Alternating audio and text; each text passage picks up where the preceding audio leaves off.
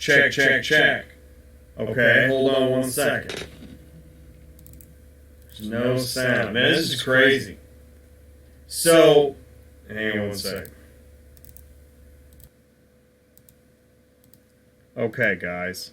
So I'm back. Now I'm back. And then, you know what's really weird is the live chat from the previous stream is here. This is odd. This is really odd. It's almost as if, well, I don't know. I don't know how this is. Okay, so we're back. The audio's back. What I was saying was my laptop crashed. It's happened. I don't know if it may have crashed in the middle of the show once before. Everything I've got is old. I was a dispatcher. I didn't make any money at that. Not that I wasn't good, but man, it's a long story, and I'll tell that story one day. But I didn't make any real money at it, and everything I've got is old equipment. So I really am bootstrapping this show. So I look like the Sonic guy on TV. You mean that Sonic commercial? Those two guys in the car? I love that commercial, by the way. Okay, so, and we're back. All right, that's cool. So we're back, and we've got people here, right? But it shouldn't be distorted now. I fixed it. That's why I'm wearing earbuds, so we're not getting the reverb of the feedback of the speakers into the microphone. Anyways, I think we're back. I think we're good. Walmart laptop. I got this laptop. I had to buy it off my previous employer, and I use it every day, all day, for absolutely everything. And is it 2 years old? I think is it 3 years old? I don't know. It's just not, it's not meant for all the stuff that I'm doing. Ooh, even you know what? And the color's funky. Oh yeah, do you guys see that? When the color gets weird, that means the processors are having trouble discerning all of the you even sound and act like him. It's hilarious. Well, oh yeah, do you see the color? Okay, when you see the colors get wacky in the video, that's a signal, that's a bad sign. And it's not the camera, because I did a testing on the camera. It's actually not the camera. This laptop can't handle all this. It is just, man, this laptop is gasping for air right now. But we're going to see if we can get through this and get into the car long. So the hard drive's about to go. Yeah, it could be. In which case, if this laptop dies, I'm not exactly sure what I'll do. Oh yeah, oh, it's totally going crazy. It happened several shows ago, and in fact, when this laptop just died, it reminds me of it went to I got the blue screen of death, and yeah, I probably need to take this in for servicing again. And you know, it's like car haulers. Listen, how many car haulers have trailers that they're welding parts and trying to get to the next? I mean, we're all in the same boat. Everybody is really trying to just get to the next checkpoint. It's hard. It's hard. It's the death roll. It is. All right, so I'll tell you what. Here's what I want to do. Why are we talking about car hauling training school? All right. Well, you know that, okay, I'm trying to get focused here. I will get focused. You know what? Autotransportintel is my YouTube channel, and then I've got the Facebook page. I've also got the blog post. And because of those three things, getting a lot of people coming in asking questions, we created a CTS Business Coaching page to manage all the people coming in that had questions. Because I alone could not field the phone calls, work on the show, and dispatch. I couldn't do it all. Now, during this period of time, I Googled, what if you want to learn auto transport, right? And something interesting happened, is that number one, I said, oh, wow, look, my latest live video, oh, wow, is showing up on a Google search. Now, that's very interesting. That wasn't there before I rebooted. But anyways, and if you want to learn to be a successful auto broker, then there is another major YouTuber that's Ashley at Reload Geek. I don't want to define her business, but I do know if I want to learn about auto transport brokering, that would be someplace that I would go. But I think she offers other services also, so I just want to be fair. But what I was really looking for is, years ago, when I typed in Learn Auto Transport, oh, look, there's more of me, Central Dispatch. You're not going to learn at Central Dispatch. That's a load board. These are brokers. Okay, and then it goes into more brokers. There used to be a car hauler university. So I typed in car hauler university. Did you guys know that? And somebody still owns the name, I think. I'm not clear, and maybe I'm speculating, but there used to be a car hauler university that I know. And I actually called them last year, and they don't have it anymore, which is why you can't find it. It was really one of the only places I knew that you could get car hauling training. Now, it's interesting. I found, here we go, Auto Hauler University, car hauler training. And maybe it was called Auto Hauler University, but it should still be popping up here. It's not. Now, if you click on this car hauling training, it has, this is current, this is a new Google search. It has some links to car hauling training, but this is not. Okay, yeah, so it was called Auto Hauler University, and these are images from Auto Hauler University, which I think was in Florida. I'm almost positive it was in Florida. But I think this is all that's left. It looks to me like somebody saved portions of the website, but it's, okay, so you can't go to Auto Hauler University. So where do you go? Where are you going to go to learn car hauling training? This is probably why, more often, day after day, I was getting folks asking me, hey, where can I get some training? So, it's not just me saying it. Check this out. This is the third video that I did. This is, October 2017. Okay? Yeah, man, this is over a year ago. And in the 90 plus comments, there are more and more people asking about, can you make money car hauling? Oh, dang it, you can't see. Shoot, did I screw that up? Yeah, I didn't share okay. So I'm sharing the screen now. I was getting discombobulated. That's okay, though. Because you really didn't miss much. There's not much to look at. Again, these images, there's no Auto Hauler University. It's not there. You do these searches, you can't find it. So folks that need help, they start coming into the car hauler videos.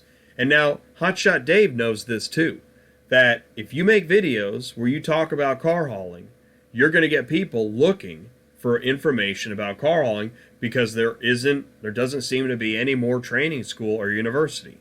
So it's up to us, the individuals, to help build these schools, to rebuild. It's almost like the lost art of, the Jedi Masters, right? So, and I mean, it's question after question of how to build a car hauling business. So, this is just one YouTube video, comment after comment. Same thing happened when I did a blog post about starting the auto transport business startup and how to get started. This blog post, this is the first 10 steps of the 20 steps to car hauling. You go to the bottom here, you read the first 10. It's really a lot of information. I want to build on this. That's part of where I'm headed. And I realize, listen, by saying this right now, I run the risk of the copycats that are out there just taking notes of what I'm doing and jumping in, because there are copycats out there. You may already know that. If you don't, I can assure you they're there.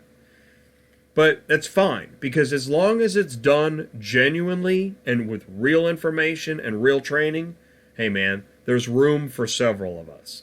But question after question, again, looking to get into the tractor trailers, whether it's truck questions, it's trailer questions, it's dispatch questions, it's regulation questions, which, by the way, since the FMCSA has so much information, how is it that people feel like they can't, they can't ask? You mean the FMCSA doesn't have a way to help you learn their information? They have the regulations and you got to learn it all on your own?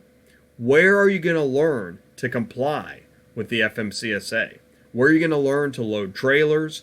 How are you going to get advice on what truck and trailer to buy? What about your business strategy? Do you need a dispatcher? Where are you located? I've had people ask me, should I move to a different place to get better car hauling business and work? It's all over the place, and it keeps coming day after day. So, because of all this, yes, we built CTS Transport Business Coaching, and not only did we build that, but then it's gone one step further, and that is now Car Hauler Training School. At CTS, you can get one-on-one transport business coaching and, get someone on the phone. You can get Ty on the phone. He gives out his phone number. Get him on the phone. Talk to him.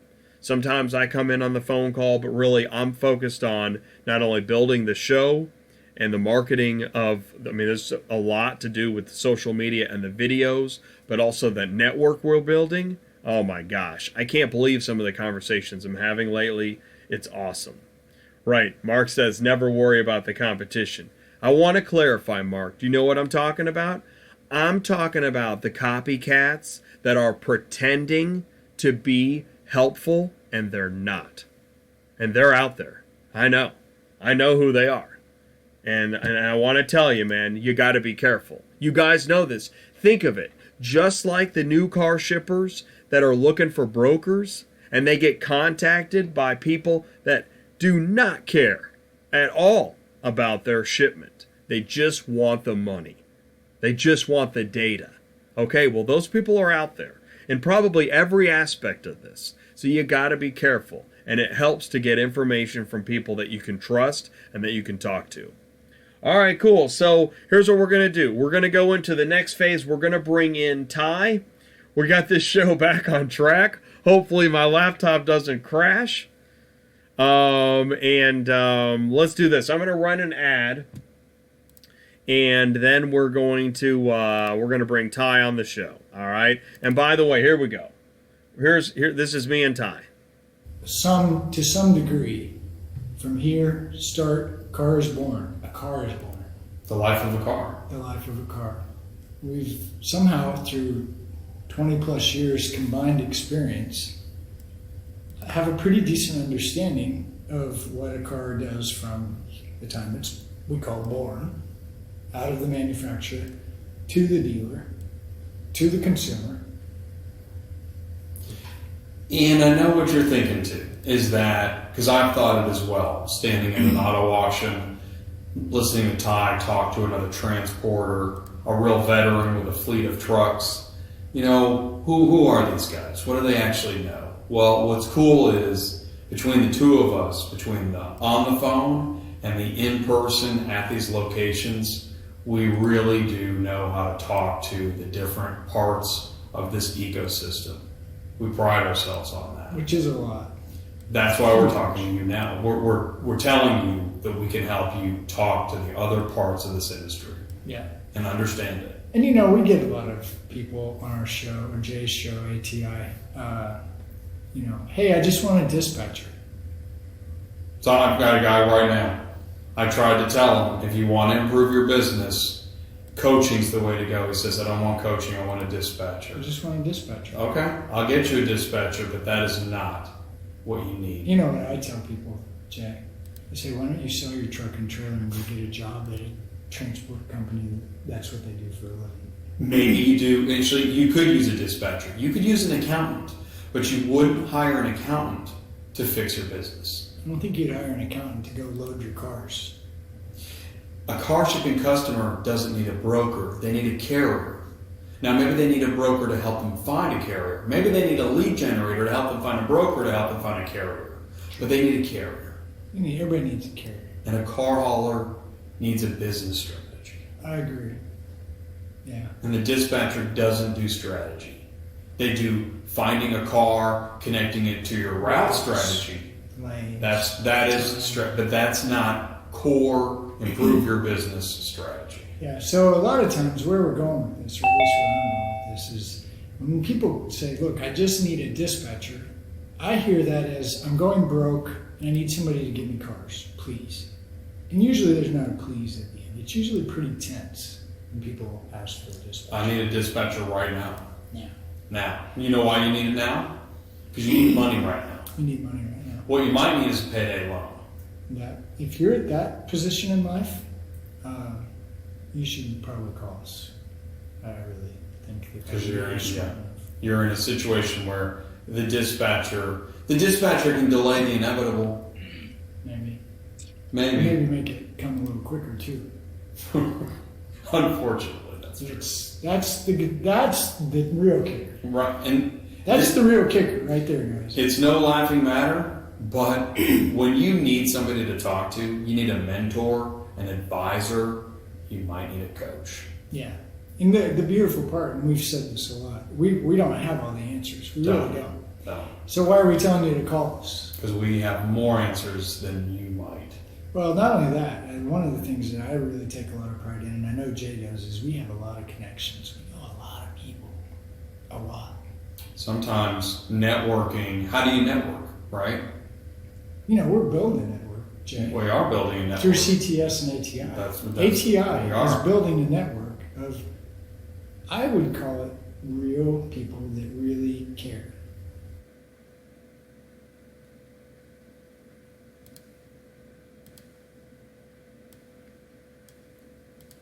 Hey, what's up, Ty? Oh, hang on one second. There we go. Can you hear me? I can hear you. All right, cool. So, it's interesting watching that. I definitely want to make another version of that. You and I both know that we realized that we needed to make a video, and we had a business meeting. We thought, well, let's go ahead and make this video, and we'll keep on working on it. It's not my favorite. Is it your favorite? Right. It gets a little. My denim shirt though. It gets a little painful, and I agree. It almost doesn't look like me, but that's the thing, is that we all go through different moments of what we're doing business wise. What's interesting here, by the way, your screen. It's not your screen. It's my screen. My laptop is cutting. Oh, wait. I know what it is. It's part of my, there we go. Because remember how we were talking about, like, I'm the switcher. I got all the things going on. I'm the media juggler, and I'm comfortable with it as long as the equipment works. You know what I was thinking, because I really appreciate your audience probably just as much as you do. But I bet if we reached out to the audience, if you told everybody what you would really like to have, we could probably pitch in enough money and get it. What kind of laptop are you really needing there, Jay? I don't know, man. I'm not, as crazy as this sounds, I'm not really the computer guy. That I don't price computers. I don't know. Well, I don't know, but I do. You're right. I need to look it up. I need to figure that out. I think I'll get together with all of your members and we'll get you when's your birthday? August. We'll try to do something for you before then. How's that? Man, I mean, that'd be great. Well, we got. I realize I need to. Oh, hang on. Oh, there's no. Wait, you guys have sound? Oh, those are old comments. Okay. Yeah, no, I realize it needs to be figured out, and it's interesting too, because what's on my list is I've got to figure out how I'm going to manage the audio at Matt's, because it's going to be loud as heck, and I need to be able to do almost like microphone interviews. It's different. That's a different issue, but the laptop, I didn't realize until tonight that I think this is a growing problem. So there's always something to figure out. So So somebody's thinking, yeah, my turbo's about to go out, and it's going to cost me 5 figures, right? So, I gotta work on that. I'll have to send myself an email. You look good, don't worry. Well, thanks, Ants. That's awesome. That's really nice. Let's see here. Oh, there we go. Thank you, Ty. That's super nice, man. Listen, you were talking about your laptop fund. There we go. Jay's laptop fund. Right. You know what I'll do is Bell. I need the fire alarm. I need to get a sticky note and like put it on here, Jay's laptop fund, and like we'll do that. So that'll be something. Hit the fire truck or the ambulance. Oh yeah. Yeah. $10 for the laptop. Woo! So what were you talking about this school deal? What are you saying, man? Yeah, man, this is you, dude. It's all you, man. So you are leading the charge of the car hauler training school, dude. Yeah. Oh, look at that! You did it, Ty. You said you could. It's contagious, isn't it? Look at that. IBE just super chatted. Thank you, IBE. Thank you so much. Thank you for donating to the autotransportintel laptop GoFundMe. Go fund my laptop. Go fund my laptop. So much. I want to get you a laptop. Oh, man. Hey, what's up, Rusty79? In fact, Rusty sent me an email today, and I need to get. I'm backed up on my emails. I was working on the show. Candy just submitted to the Jay's GoFundMe laptop. Thank you, Candy. That's super nice. Thank you guys so much. Candy, you're sweet. I love Candy too, by the way. And she has got a lot of information. Dude, she's the machine. She contacted me. Gosh, that was a while ago.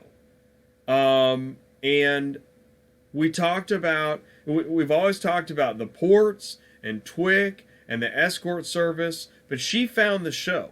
And isn't that cool when people find the information, they seek it out? I love that. So, yeah, man, thank you guys so much. All right, so car hauling training school. We're going from coaching to schooling, right? That's right. Yeah. And it's cool too, because really we were talking about it today, but through your show, which by the way is really awesome. And I'm not saying that because we're buddies, but thank you. I do like your show. It's good content. Thank you. So and a great audience. And a great audience, by the way. This audience is awesome. I know. It's awesome. Look at that. Bill, Jay's GoFundMe laptop. Thank you so much, Bill. Yeah. And you know what? And I want to apologize because I realized my mistake that Lamont has been here before and he is a recurring viewer. And so listen, guys, I really am sorry. I'm trying to improve my memory and remembrance and understanding of the live chat audience. So if I say something wrong, yeah, clear me up. I'm sorry about that. I love you guys. So you really do have a great audience. And you know what's awesome. Cool, Jay, about your audience is... Got another one. Look at that. Oh my gosh, and Ernest is pitching in. Oh, thank you guys. Wow. Where are we at? Wow. No, it's your audience that I really appreciate too, because I get to talk to a lot of the audience. Sitting here looking at the live chat, I'm like, hey, I know him, I know him, I know him, I know him. Hey. So it's really fun on this end too, getting to know everybody. And you're right, your audience is amazing, and it's your audience actually that's kind of created where we're at today. And like you were saying, I don't think you saw this even 3 months ago. I know I didn't see it 2 months ago, and here we are. And I'm going to add to that because there's a couple things really irritating me in the background, and I'm really fed up. And I was actually told good year ago, it's about a year ago right now, that this show was a waste of time. It wasn't going to go anywhere. I was going to run out of ideas, that there was no point in doing this. Yeah, I remember that. I was real close somewhere around there about the time that happened. But so again, back to the show and the audience and what it means, not just to you, but to me also. And you're right. We do care. We do care. And I think it shows. So as we talk to people, here's what I keep coming across. So we do the coaching, 1 hour, $100. We talk about anything you want to talk about hauling cars. And it's usually business strategy. I don't promote, starting your business off a load board. So that's right. I talk a lot about auctions and I talk a lot about car dealers. That's where I happen to see with my eyes real cars, physical cars. So as we've been doing this for maybe 2 months now, coaching. I know it's like 2 to 3 months. It's crazy. I mean, it is crazy too. And what's fun about it is like every single one. Did you get another one? No, Candy said your enemies will become your footstool. There you go. Yeah, woo! It's a little BIBLE. That's awesome, man. Yeah, so I mean, exactly 2 to 3 months coaching, and now, dude, you're ratcheting it up. You said you were gonna. Yeah, we are. And it's not me, it's we. I know. You're a part of that. It is we. I know. It is we. The audience doesn't know this, but I'll tell everybody, this dude right here is a machine. I mean, he's not just doing his show. It's what happens before the show that's pretty intense. So appreciate you. Anyway, so we're coaching these people and I'm giving them pretty much, it's not the same speech, but it's, dealers, auctions. So as I was talking to, I think it might have been Bill, actually, Bad Apples. Right, okay. We were talking, and I think, actually, I know it was him. I called him back the next day, and I said, hey, let me ask you something. What would you think if I told you, bring your truck and trailer down to Kansas City, Missouri, and give me $500, and I'll show you everything I just told you? You know what he said? It's a great idea. Yeah, I'll bet he did. Yeah. Where's he at? Is he far away? Is that Indiana? No. Yeah, he's, it's hard to keep track. Indiana, Ohio, somewhere. Okay. I think he's Ohio. Okay. Eric, I think, is Indiana. He's real close there. But anyway, so I thought, that would be, I learn better when I see stuff and touch it. You can sit here all day long and tell me exactly how to load a car. I won't hear a word you say. But if you take me out to the car hauler and you say, here's the cars and here's the truck, I'll figure it out. Does that make sense? Yeah. So I don't know that everybody that's in this business is like me, but I do know when you're actually doing it or watching somebody do it, the retention and the comprehension and everything else around that is really powerful. Yeah, absolutely. Stick. Absolutely. So I thought, okay, hey, why not throw this out there? Come down Kansas City. We'll do $500, 5 days, and we will touch it, feel it, smell it, lick it, whatever we got to do. We're going to do it. Okay. So, I caught that part where, and it was funny because I knew exactly what he was talking about. Serge last week talked about the tea that had hydraulic fluid in it. Yeah. I know that taste. So when I say lick it, I'm not kidding. I want you to taste that hydraulic fluid. It's good for you, too. Ooh, Paul made it. No. Paul's here, by the way. Paul's here. Paul, way to go, Paul. Yeah. Anyway, so that's kind of how it started unraveling. Then the next step, which is really crazy. Hey, Truckify just donated. Thank you, Truckify. Hey, Truckify. Which, by the way, speaking of, we're going to keep doing segues, but we're going to open up some more interviews for Fleet February, moving into Matt's March. We're going to have some more interviews of folks we have not had on the show yet. So that's exciting. Yeah, oh my gosh, the network is blowing up. It's amazing. The cool part is I know what you're talking about. February is going to be February and March. I'm looking forward to both of those months. Yeah, it's gonna be awesome. Yeah. Yeah. So it's too bad I can't. It's too bad I can't promote anybody. promote anybody. Oh, okay. So, all right. So, oh, what? Okay. Oh, just wait till July. Okay. All right. So you were saying? Um, I'm telling you. so we do a lot of coaching. We do that, and so anyway, this other guy calls. He's like, "Hey, would you be interested in training a driver? He's a 2-year CDL. He's never hauled cars." And it's like, "Yeah, sure." So here's some news that I'm really excited about. If you've never hauled cars and you have a CDL for 2 years, come to Kansas City, spend a week with me, and I can get you a job, probably, but you'll definitely know how to haul cars. Okay, and right there, that's the thing I said to you before. Like you were like, I was like, doing the what? Yeah. Job. Job. Wow. J-O-B. Wow. There's a lot of Nathan Johnson. Nathan, by the way, Nathan Johnson just put money into the laptop. Thank you, Nathan. Thank you so much. Yes. Yes. Laptop. Yes. All right, Yeah, Lamont. Thank you, Lamont. Okay, so what's this job stuff you're talking about?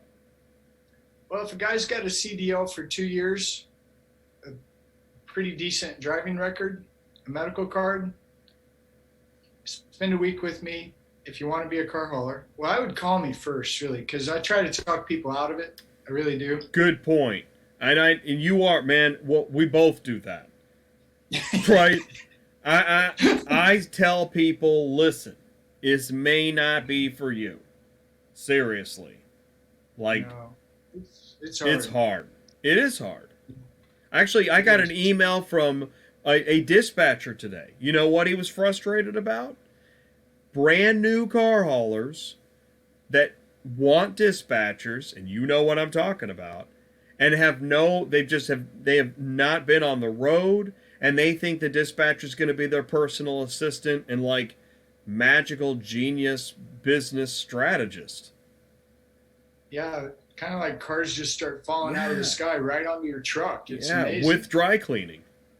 And it straps them down too. Thank you, Paul. Thank you, buddy. Paul just donated to the so I mean, that's the thing, is that right, and it's interesting because we've said this, and it's in that video I played. I'm talking about a guy that says, I need a dispatcher, and I'm saying you don't need a dispatcher. Some people do. I don't think the guy I was referring to, I don't think he did. I don't even know what happened.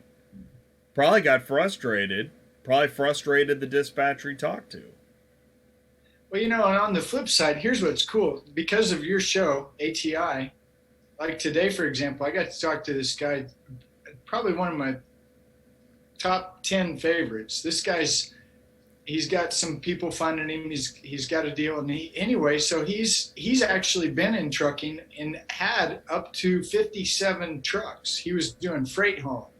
So he decides he wants to get into car hauling, and we get to spend 2 hours on the phone today doing nothing but my favorite part, which is running numbers. That's fun. Say that again? So we get to, when we're coaching people, we get to coach lots. I just got a Cash App and a PayPal. I'm like, what?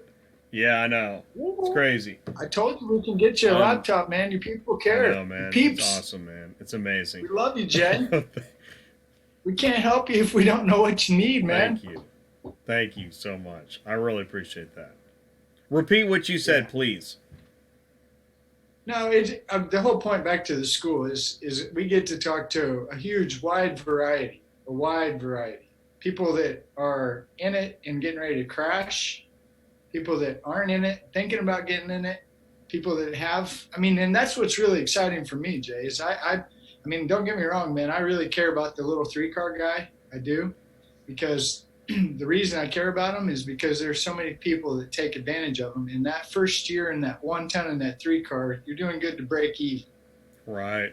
I hate to be the guy that says that, but it's tough. No, absolutely. Yeah, that's what. And then I'm hearing guys talk about new guys that are getting in the business telling me they're paying $2,200 a month for insurance. Right. We had a meeting today, and insurance came up, and it's insanity. Hey, the good news, tell your audience the good news. The good news is that because of the talk we had today, we're in line to talk to a real full-blown major name insurance company wants to talk to Jay and Ty and find out what they can do for this market. It's Now that's and you huge. know what? I think that people, our family, this ecosystem can help us. I know you know a lot of what you want, like what you'd like to see, but I would like to hear feedback from you guys, your emails, your YouTube comments, Facebook comments. If you can find my phone number, you can leave me a voicemail. Um, and, and I want to hear, what would you like for me to say to the insurance companies? Like, what are you going through that you would like for them to know? Because we're going to start talking to this insurance company. It's awesome. And by the way, Jeff just contributed to the laptop. Thank you, Jeff. Thank you so much. Jeff, Faith and Freedom? Yeah, Jeff, Faith and Freedom. What's up, Jeff? Jeff's trucking tonight, by the way. Busy catching falling cars. Oh, man, that's awesome, man. Falling from the sky, man. Yeah, it's great. yeah. Wow. So Thank anyway, you, guys. it's just kind of evolved to, I'm thinking, man, if we could have... Lamont. Oh, wow. This is crazy. I love it. If we can have... Okay, so I want to say... I'm getting excited, but the car hauler training school is... Okay, so when does it start? When you get Right, here. because you've already started. Okay, so what... Okay, tell me more about it. Okay. Here's what I've got in mind. You tell me what you think. And your audience can tell me what they think, too, through the live. Awesome. Meet me in Kansas City, Missouri, with or without your truck and trailer. Okay? It's 5 days. So Monday, all we're going to do is we're going to talk about the life of a car, start to finish. And in that life of a car, we're going to talk about all the things that I know that I like and that we're going to go actually see. So Monday, we're going to talk about the life of a car, auctions, dealers, transporters, wholesalers, you name it. We're going to talk about it. Tuesday, we're going to go to an actual auction. Awesome. We're going to hold hands, you know, the little thing, where you see the kids, they got the rope attached, everybody holds Like the rope. on a school field trip. Yeah, where nobody's going to get left behind. Right on. We're going to go to an actual auction. We're going to go inside the auction. We're going to see what goes on inside the auction. We're going to talk to everybody in the auction. We're going to go see who the transportation. And I've done that with you. You have. It was and awesome. tell everybody, how was it? It was awesome. You know, it's cool about that auction. I have booked so many auction cars, and I've had to ask. I'll tell you, I sat at a dispatch office years ago saying, okay, what is a gate pass? Like, what is it? Is it a folded up piece of paper with a key in it? I don't get it. And so I learned things conceptually, but being at the auction, I saw the gate. I saw them check ID. I saw the file folder racks in the security guard shack. I saw the running lanes. I saw the auctioneers. I saw the bidders. I started to and then I started to guess the prices of cars. Did you see the 20-mile hike uphill both ways from the transport parking lot to the gate? Right. Not all auctions are the same, but yes, I did. That one's a long hike. Well, that one. Yes. Anyway, Monday, Tuesday, we go to the auctions. We hit every part of the auction. Wednesday, we hit dealers, run around, and I just walk up to a dealer I don't know, and I show you how to engage in a conversation with a dealer you don't know. Thursday, we're going to spend time in the transport parking lot. And I'm going to show you everything about a transport parking lot that you don't know about a transport parking lot. Right. And that's also what's interesting. I've been in a transport parking lot with you. and Yeah. you seem to kind of know aspects about it. Which is interesting. You could be, it's just like anywhere. You could go to a museum, but if you go with a curator, it is a different experience. It's different. Yeah. So we look at how to identify other drivers, how to make friends with other drivers. Why do we need to make friends with other drivers? What drivers we don't talk to,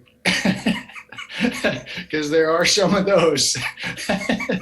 How to get along with the checkout people, how to roll around in hydraulic fluid. I mean, those are some of the things, even in a white shirt, that I promise you I know how to do. That's how you Jay. celebrate the end of Thursday, is roll around in hydraulic fluid. Okay, Right. so that's Thursday. Okay, so then what do you do Friday? Friday, we run over apps, software, TSM or TMS, CRM, some legal, compliance, just stuff that nobody You really were likes. talking, I heard you were at one point when you're talking about, okay, so like regulations, FMCSA, licensing, all the stuff that nobody wants to really spend time talking about. But how else do you learn it? Rather, right? Okay. What we're 5 trying to days. do is in 5 days. Yeah, 5 days. You're on your own where you stay. You're on your own. I mean, we can all go eat lunch together if you want, but it'll go fast and it'll be furious and it'll be fun. Fast, furious, and fun. All right. That's the way. So okay. So how do you? What does it take to sign up for this? I'd say call Call you? me and tell me what we want to be here, and I'll be here. I live at auctions pretty much all the time, so I'm ready. I've actually got a couple of guys coming in that are 2-year CDL guys I'm going to train. I think they're coming in the 11th, so I can bring on. I don't want really more than 5 at a time. Right, keeping it small. I agree with that. Even 5, it could be done. Five's a little bit much, but you can make it work. No, I know you could. And there's be times where, you could go a week with 1, and then you've got 5, and then that's going to happen. The other thing too that I'm working on right now on the legal side of it is I've always got cars in Kansas City going within 200 miles. So what we could do once I get a few other questions answered, we may even be able to hook you up and load you up some cars and actually make some money while you're here. I'm not going to promise that, but there's a good chance we may actually move some cars. And that's yeah. I know from the time as a dispatcher, like I've trained dispatchers, and during training, I wanted them booking cars that they could keep the money of the cars they booked. It's real big. It's a big incentive if you can learn. And that's what I would do. I would once I get all the bugs lined out and kinks all the legal dots, I's, T's, cross all that. I really think that we could seriously keep somebody hopping. Because when you're learning and then you have something at stake, you're really learning. Yeah. Right. Yeah. That would be the whole point. Is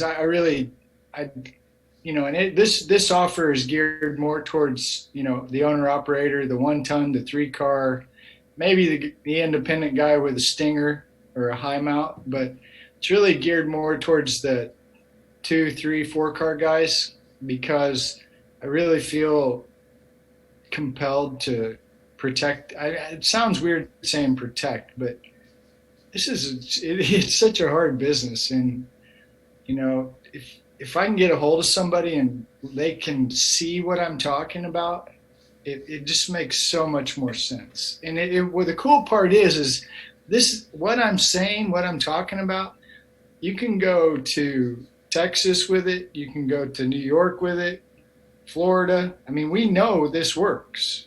It's not, look at Jeff Bass. Yeah, absolutely. Jeff works. is going to be our first, once we get that done, the video testimonial, because we've already had him on the show talking. Absolutely. Jeff is living proof that this system works. And like we, you say this and we say this together, is that if you consider the amount of investment at stake and the risk that you're taking getting into this business, to not invest in some sort of coaching or training, it seems crazy to me.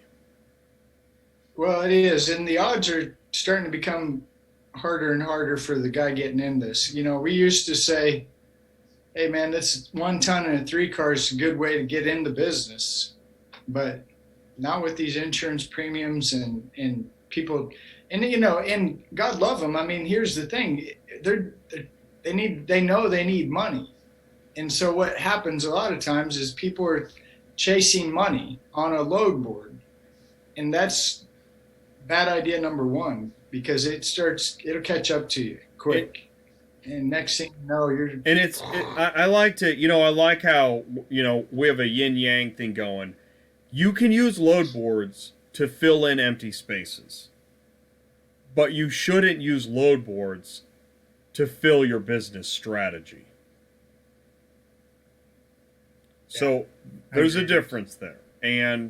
But we have good debates about that on the show too. So we really do. So let's do this. I'm going to bring Gene onto the show, and he's going to tell us about what happened to him. But before I do, we talked about the car hauler training school. People can call you. People can email you. And is this every week? I mean, you can start on any Monday. Say, hey, Ty, I want to start in 2 weeks on a Monday. Yeah. I mean, there might be that occasional week where I'm at the lake or whatever, but for the most don't pick part, the 4th of July. Here. But the thing is, you got to come to Kansas City, right? Yeah. Now, I'd be happy to meet somebody somewhere if they want to pay for getting me there. True. Okay, so that could. Honestly, I wouldn't even mind something like that, because what's happening through the coaching is we've got enough people in a space, say Northeast.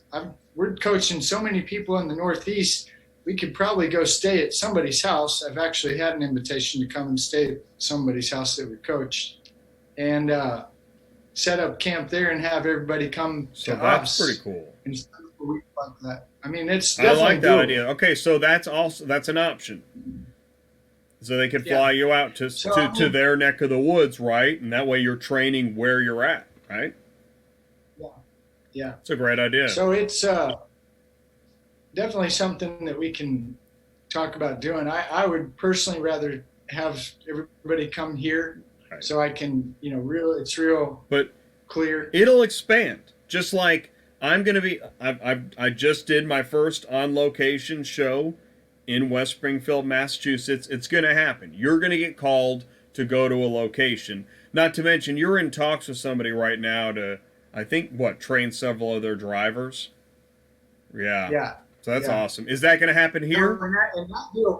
That deal it is supposed to be here, but there's a chance it could switch and I could end up out there for, a week. But that was a great call. Golly, I love that call. I love hearing about it. Well, one more quick story about how awesome your audience is. Love it, yeah. This is a true story, everybody. This is my favorite story. Jay's always sending me leads through his show, whether it's Facebook, it's YouTube, wherever it comes from. So I get this lead. This guy's name's, we'll call him Alex, and we'll say he's in the United States.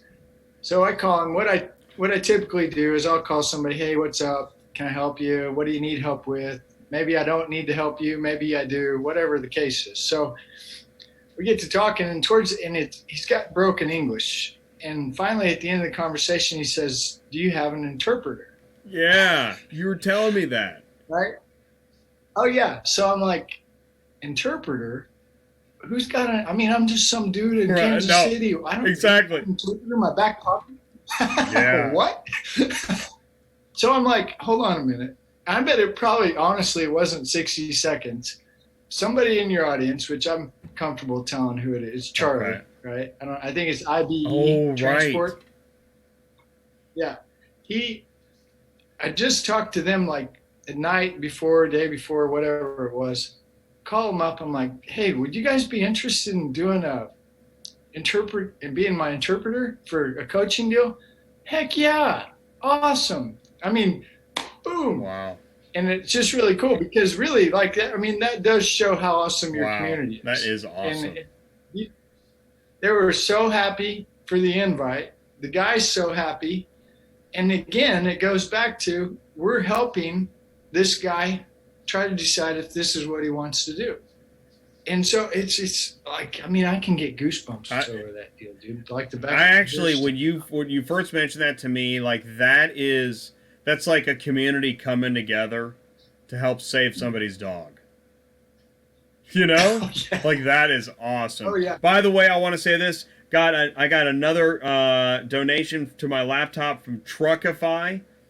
I believe Truckify. I think we're going to learn more about Truckify. I think in March, maybe. I don't think we have a date set yet.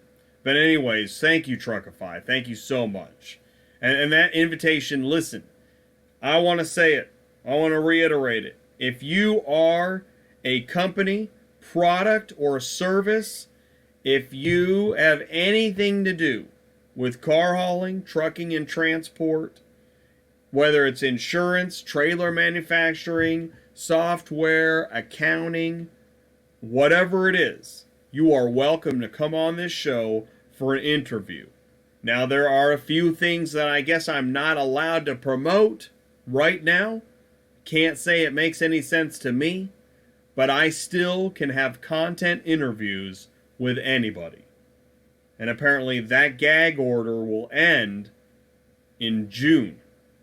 But until then, if you got a company, product, or service you want to come on the show and give an interview, you are welcome. This is still Freedom of Speech America. All right, cool. So, having said that, speaking of freedom of speech, let me tell you something. We're going to have Gene on the show.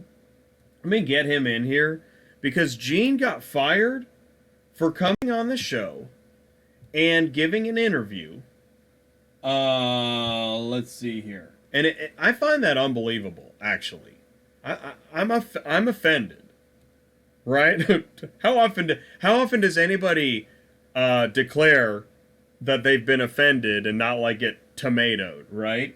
But I'm offended that this guy got fired for giving an interview on my show, which, by the way, really makes me think I've got something here. Because why would a guy get fired for coming on autotransportintel? He didn't even name his employer. He didn't badmouth his employer. He just said he was looking for a better opportunity. And the whole point of having him on the show was to promote his abilities and that his desire for a better opportunity should, in the name of free market capitalism, possibly land him a better opportunity where his skills could be better utilized. And instead, his current employer, I don't even know what kind of arrangement he had, but whoever was paying him in whatever abusive situation that they had him in, it wasn't a good deal, otherwise he wouldn't have come on the show. Are you going to come on my show and talk about your current employment situation unless it's just, pretty rocky and you don't have a whole lot to lose? Anyways, and I tell you what, that's one of the things that gets under my skin is that I have had jobs not that long ago where I think I was taken advantage of. I didn't know what to do. I needed the money. I needed the job, and I tried to do the best I could. So, hey, Gene, welcome to the show. Hey, Gene, do me a favor. Turn the show audio down. Awesome. I still hear it, but that's the delay. All right, so, Gene, welcome to autotransportintel again. You can hear me okay, Gene? Right. Yeah, I hear you. All right. Okay, man. Well, thanks for joining me. thanks for joining us. Okay. What's the recap? When did I have you on the show? A month ago, right? I think it was first of January. 4 weeks ago. Yeah. All right. Ago, yeah. Oh, we've already had the question. Who fired him? Should I name it? I really I don't tell you care. what, I don't know what you have to lose unless you've got some kind of legal gag order like I've got from my previous employer. I'd go ahead and fire away.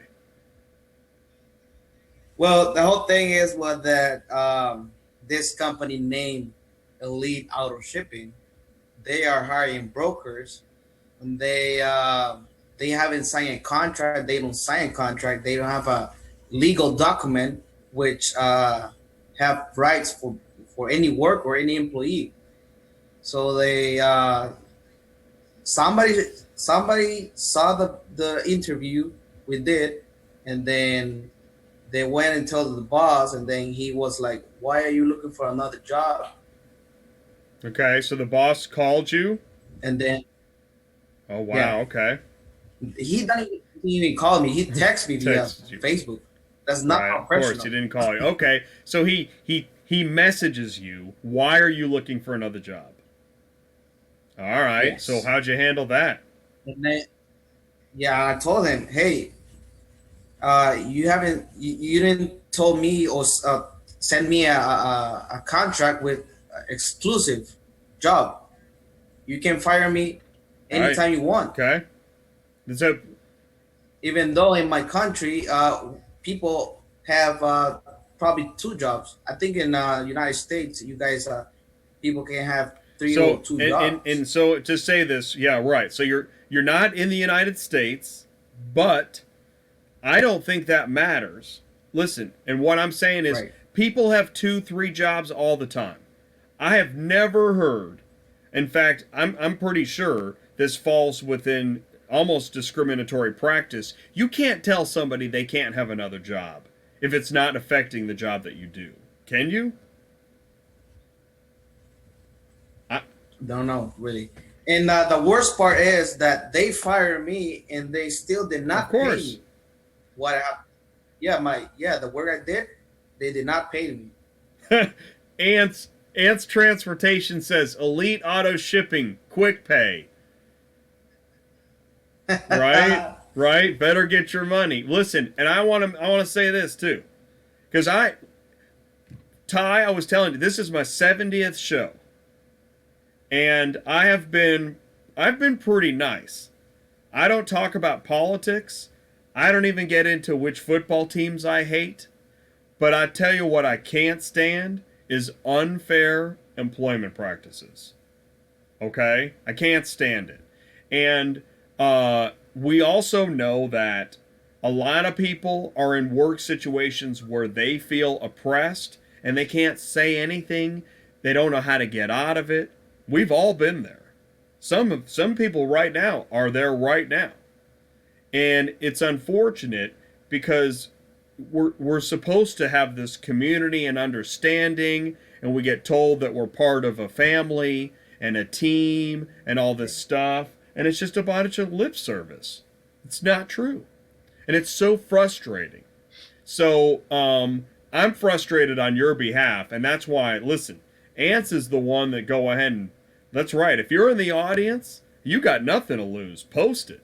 And we see brokers called out on the Facebook groups all the time for crappy loads, crappy service.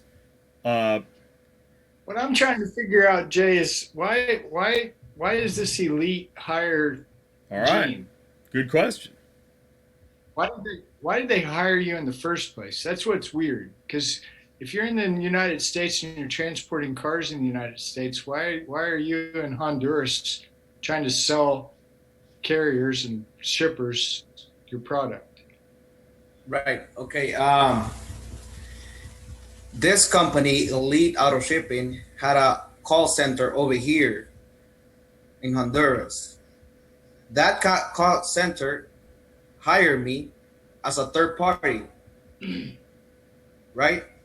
and I don't know what internal conflict they had, and they shut down the call center over here. Then Elite Auto Shipping contact me via Facebook to work with them, so I can work with them, right? And I start working with that because I was with no job. But you're not moving any cars in Honduras. No, I was moving cars in the United States. Yeah.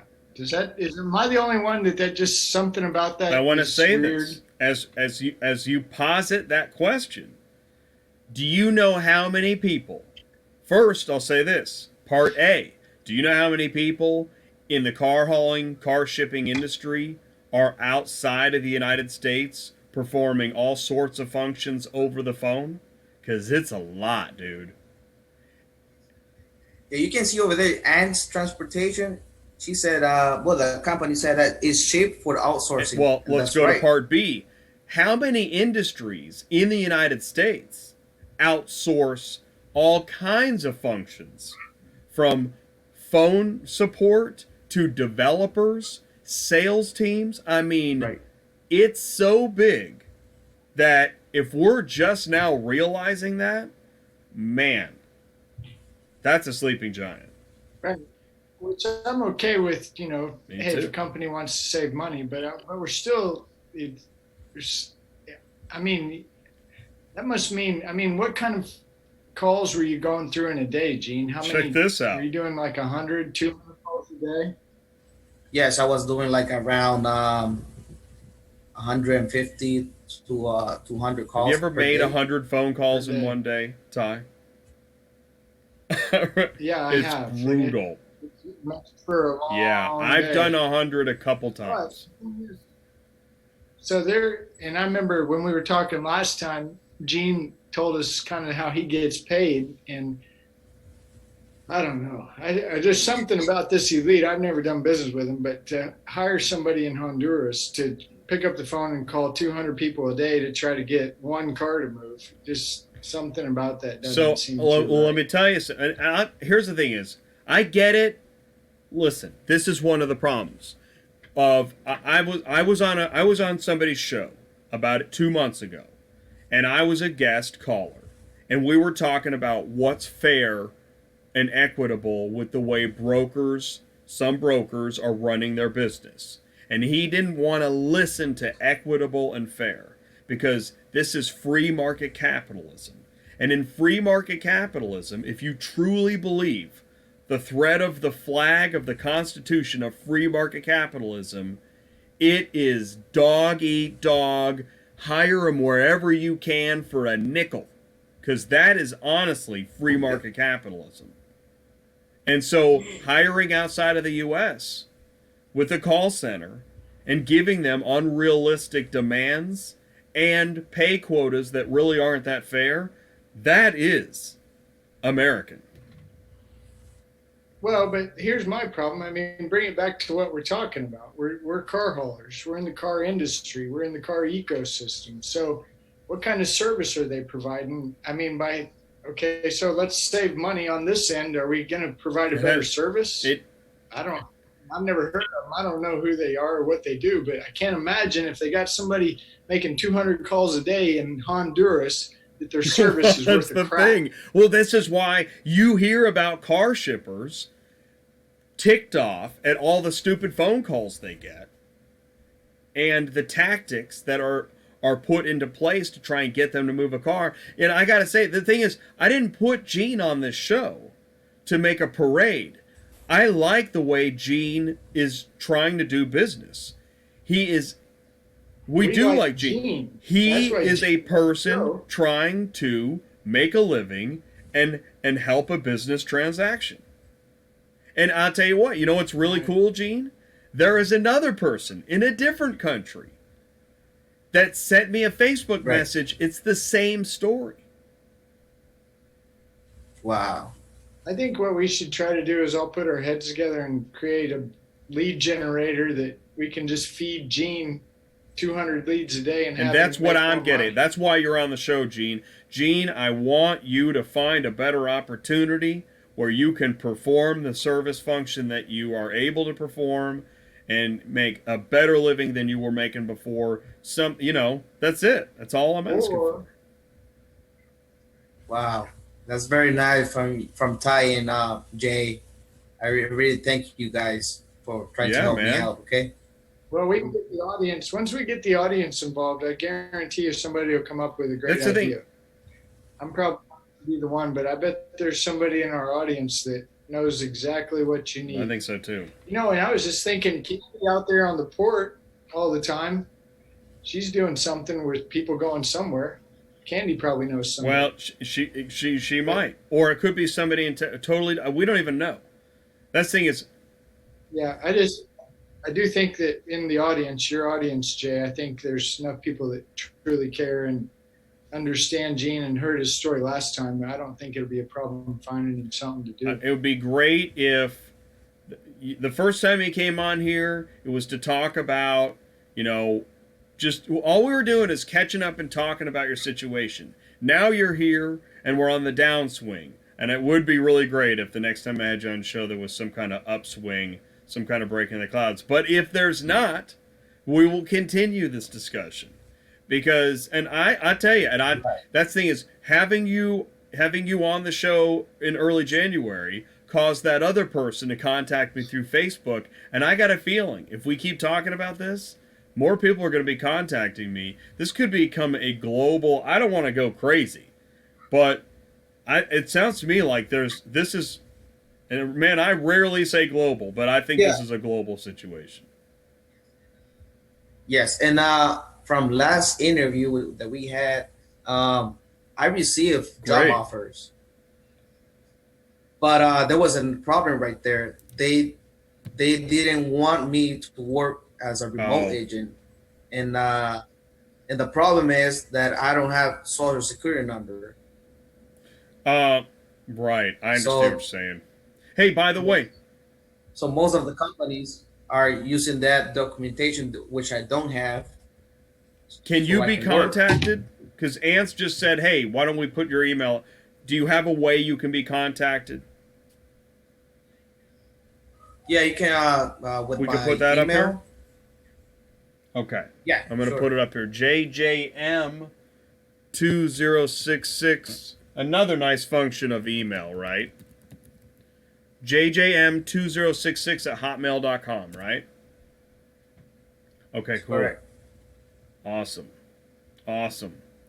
Yeah, man, it's kind of unbelievable. And what I want to do is, since I think the timing is going pretty well, even though we had the laptop crash, and then we had to catch up on the car hauling training school. And now we got you in here. We were talking about your story. What I want to do is this. Let's bring in Ron. It's 9:40. Let's bring in Ron. And Ron is going to help round out the panel. And we're going to keep talking. We're going to keep interacting with the live chat. And we're going to keep talking about the car hauling ecosystem. You guys want to do that? All right, let's do it. Sure. All right, so Ron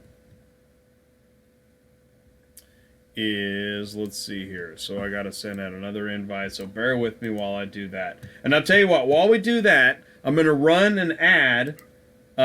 We've got another ad here. So I'm going to minimize you guys. Just do me a favor. I'm going to mute you guys. And then let's go ahead and watch this ad from Pelican Trucking Insurance. Hey guys, Jay at autotransportintel here. Listen, you know that if you're a new car hauler, you're looking for insurance. You've got your equipment, it's time to get insurance so that you can begin the process of getting towards hauling cars. So where do you go? What do you do? When you need insurance, who can you talk to? Well, head on over to Pelican Trucking Insurance and you want to talk to Sam. Now, Sam is a friend of the show, and again, it's PelicanTruckingINS.com, Pelican Trucking Insurance. Go to the webpage, scroll down. You'll find the phone number. There's a phone number, 225-308-9882. You can talk to Sam Farr. Now, it's sfarr at LeMoyneInsurance.com, but he is with Pelican Trucking Insurance, and he wants to answer your questions. He wants to talk to new car haulers. He wants to talk to established car haulers, too, that are looking for a better rate. If you're unhappy with your insurance rate or you don't have a quote yet and you need a new insurance quote, head on over to Pelican Trucking Insurance, PelicanTruckingINS.com. Ask for Sam Farr. You can send him an email, put in a phone call.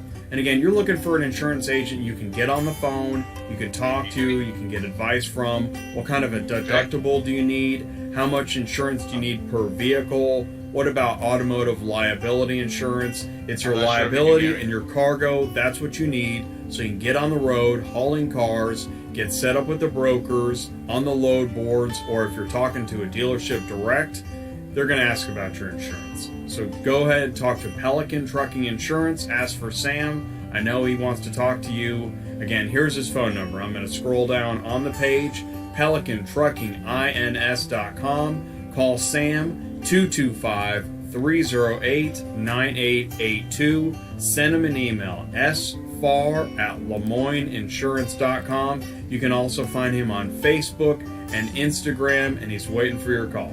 I'm Jay at autotransportintel, and I approve this message. All right, cool. So, and Sam has been on this show. We're going to have Sam on the show again next month, and we're going to keep running his ad through February. And really, if you have questions, give Sam a call. And I think we've got Ty. We've sent him several people already. To Sam? Yeah. Oh, yeah. Yeah, it's pretty bunch. cool. I'm waiting on somebody to call me back and tell me what kind of quote he's giving them, but so far he's been good on returning calls and getting back with people. So, but if somebody got a quote for him, I'd really like to hear how it came in. Awesome. All right, cool. So, hey, and listen, we've got Ron has joined us. Ron, what's going on with you? Where are you at? What are you doing? How you doing, fellas? I'm right now in Gibson, PA. There's a little snowstorm going on outside, so I figured I'd pack it in. Awesome, man. Thanks for making it and joining us. I really appreciate that. Yeah, absolutely. So, cool. Well, we did have a laptop crash.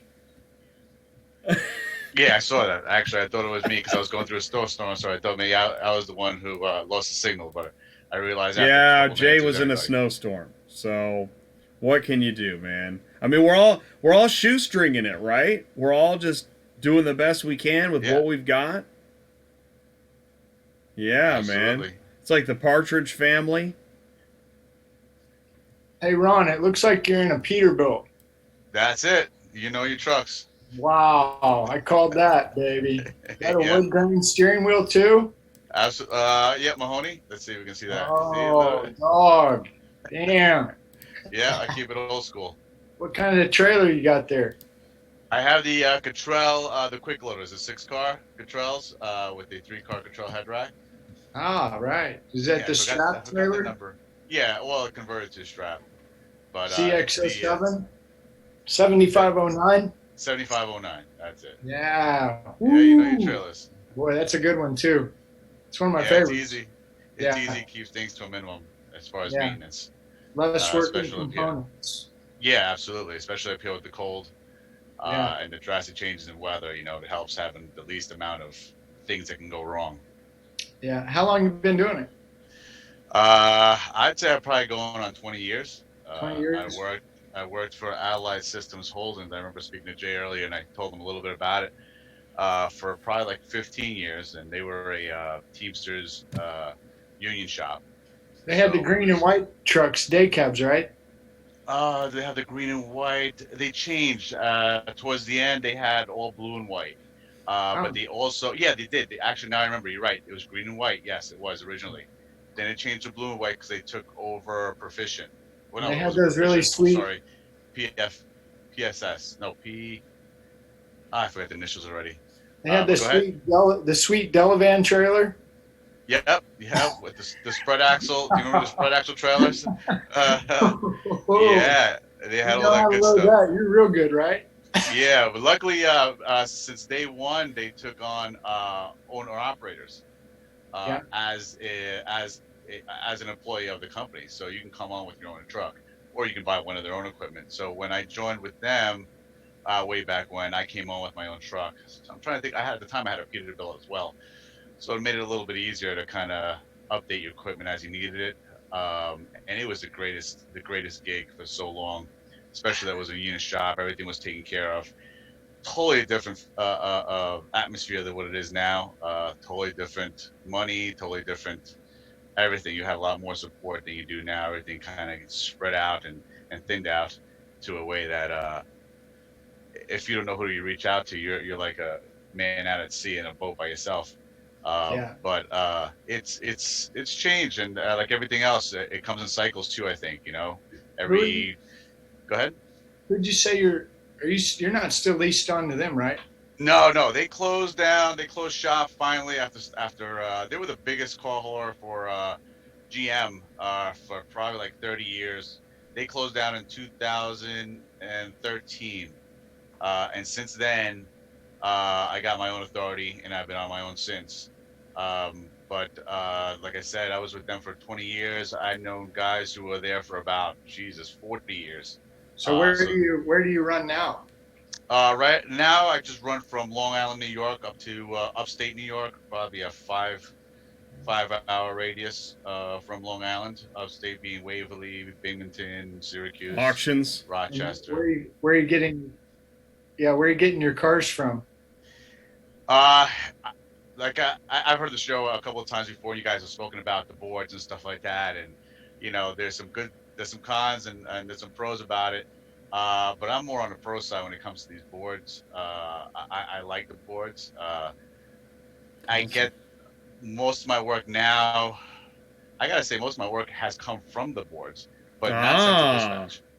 Okay, not Central Dispatch. I'm gonna be honest with you. To me, I think the best thing out there right now, especially if you're an owner-operator, independent, a couple of trucks, are these boards.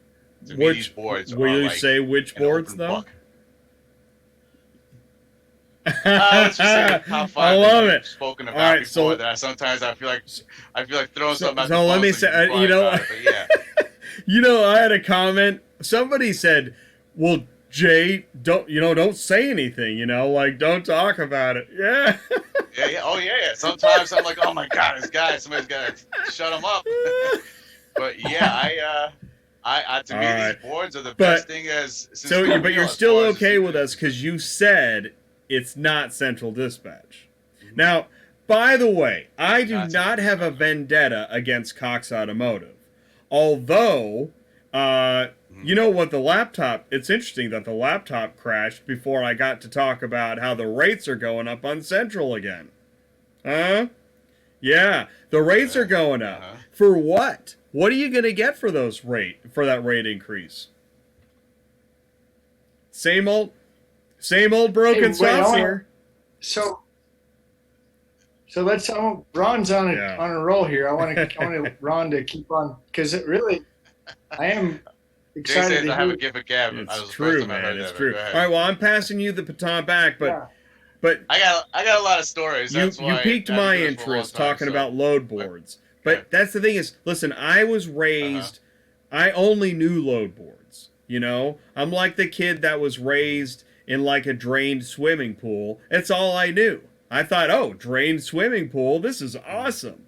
But then I found out there's other materials. And then I realized, oh, wow. Well, this is interesting, and I want to hear Ron talk about it more because I'm curious to see.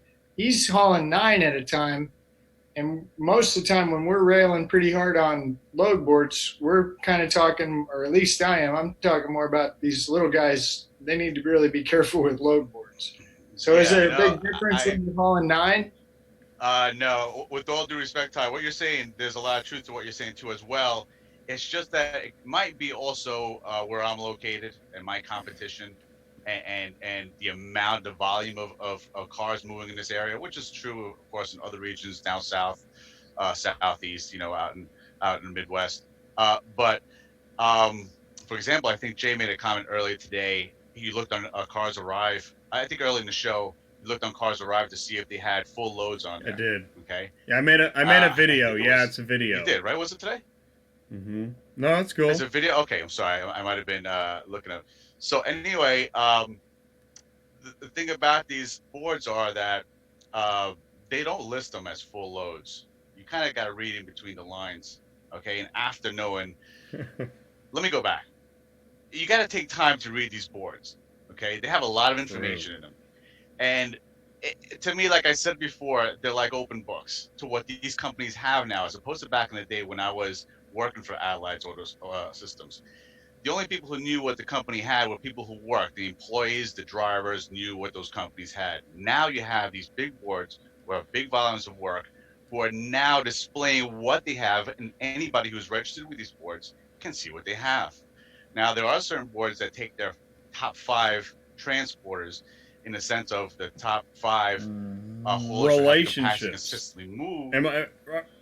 But do you I wouldn't know say any so much dispatchers by because, name though? go ahead. So okay, see, I that's know a the lot by name. thing. You're It is, but okay, it is. It could helps. be, and it helps. It does. It helps. Don't get me wrong. Yeah, it does help. I'm not gonna say, but the thing is, I don't want to make it seem like I have something. That's right. No, somebody else can't. If you don't have any, you don't. Well, here's say it this way: you don't have anything that somebody else can't build up to, but you're not starting at zero. Yes. Well, that's where I'm going with this. Is here's the thing, and I hope everybody knows I don't have all the answers, so I'm learning something here too. Well, Ty, like what you were saying before about what you're trying to do there with the training school, that's a great idea. Nobody has that out there at all. It's a great something, especially out there by you, that could really get a lot of action. Over here on the East Coast, which I'm sure it's growing, and you'll probably get out there because United Road Service, they just blew up because they bought out Fleet Car. Okay, so they got a lot of work. I mean, the work is going through the roof right now. Should I be saying this right now? No, okay, Silverman said you can't. Silverman, how you get paid. Silverman said secret board for the privileged, and I said no, Silver. No. No. There is no secret board for the privilege. You just gotta know how to read the board. Listen, let me stop right there. One time, this is how much you have to read into these boards. I literally spent 3 or 4 days, sometimes in my sleeper. I remember one morning I woke up at 8 o'clock in the morning to hit the road, but I took these boards like when eBay came out. I just got addicted to them, to watch them, to see what was being posted, when it was being posted, how it was being posted, what month they were being posted. Okay, so much so that I remember one day I woke up at 8 o'clock. I got on the board. My board's like 8:15. I didn't leave and hit the road until like 7 o'clock at night because I had literally spent all this day just every 15 minutes, every 30 minutes, every hour, seeing what the movement was, and not just with one board, with all boards. Well, weren't you telling me you're the one that identified the number of times and the times per day? Yeah, exactly. Yes. Nobody has ever said that to me, but I've noticed that too. So as a dispatcher strapped to my desk, shackled to my desk, right? I'm I'm using the tool that'll get you busted, right? So because we don't talk about it, but I realize too, that's when you see the smaller buffets dump their buffet onto the big buffet a couple times a day, right? Yeah, you do see that, but there's also aspects of that dump that if you read what that dump is, like if you go through somebody else's dump, you can kind of see, oh, so this is what they have on the good side that I'm missing out on, because you see what's up. Again, it's reading between the lines, okay? And to go back to Central, the only reason why I use Central, okay, it's not even to pick a load. I think it's been at least 2 or 3 years since I even picked a car off of Central. Only reason why I use Central is to get, when my consistent boards I look at every day, there's something missing in there, or there's something that I'm seeing is now fluctuated somewhere else, or I don't see it going somewhere. I then go on Central to get an idea of the landscape of what's going on out there, or where did this work go to? Because if it appears on Central, that means they're trying to move it and get somebody else's attention in certain areas to move this kind of stuff. So again, I just go back to Central just to get a landscape of what's going on out there, but not to actually work off of. And again, these boards are, to me, they're just open books. You just gotta know how to read them, spend time. Okay, so here's what I'm hearing. Uh-huh. Whether you're a guy like me who's auctions dealers or you're a guy like Ron, either way, what Ron just said, I would have to sign up for Ron's school. Because what he's saying, I don't know. So I would pay Ron $100 to explain what he said for an hour. Yeah, so Ron just had some students. Like, what? Yeah. Listen, I can talk about this stuff all night. I'm so sorry. Go ahead, sir. Yeah, dude, you're are, now man. part of CTS, Ron. But the point is still remains the same. In this business, you better know what you're doing. True or false? Absolutely. Going back to originally what this started about, which was your school tie that you're trying to start up, which is a great idea. That in itself, I remember I trained when I was with the Allied. I trained a lot of guys there, and they would come with me. And I remember one of the things I used to tell those guys from day one, because safety, the work itself, everything regarding car hauling is a craft. Okay, in the sense, it's just like wood making, carpentry, plumbing, all that kind of stuff, because it's a hands-on industry. It's not something where you're just going to go drive to, something's going to get put on your truck and you're going to leave with it. And I used to tell the guys as soon as I used to start with them, listen, the first 2 months, you're going to hate this. I promise you, the first 2 months, you're going to wish you never started this. Okay. Yeah, but after those first 2 months, everything becomes a routine, and it's just a habit. How you load it, when you load it, where you put this, where you put that. But once you're there, and once you get past that hump, I don't even think about what I do anymore, to be honest with you. It's almost like when you're driving a stick shift. If you think about what you're doing when you're driving a stick shift, you might kind of slip up. You don't even think about it anymore. It becomes that routine, that much of a habit. Again, I've been doing this a long time. And I kind of found it to be fun when I was younger. Now, not so much so, but I've left this, and I've actually wound up coming back to it a couple of times because the money is there. Let me ask you some more questions for the audience, because I like what you're saying. Tell us a little bit about, you said you run about a 500-mile radius. Is that what you said? No. 5 hour. 5 hour. Yeah, I'm only doing like about 250-mile radius. But when I don't really even go down south that much. I really stay within Long Island, New Jersey, PA. So you're running, your radius is, say, 300 miles. You're staying within a 300-mile radius. Right. Okay, so let's next question is, when do you get in the truck and when do you get out of the truck? I get in the truck. I'd say I probably start my days about 6 o'clock in the morning. And, well, sometimes, it's not like you're punching in and punching out as far as when the clock, but my days are a 14-hour day. I leave. Usually I'm preloaded. I go drop. I load back. I drop again, and sometimes I try to preload for the next day if everything works out.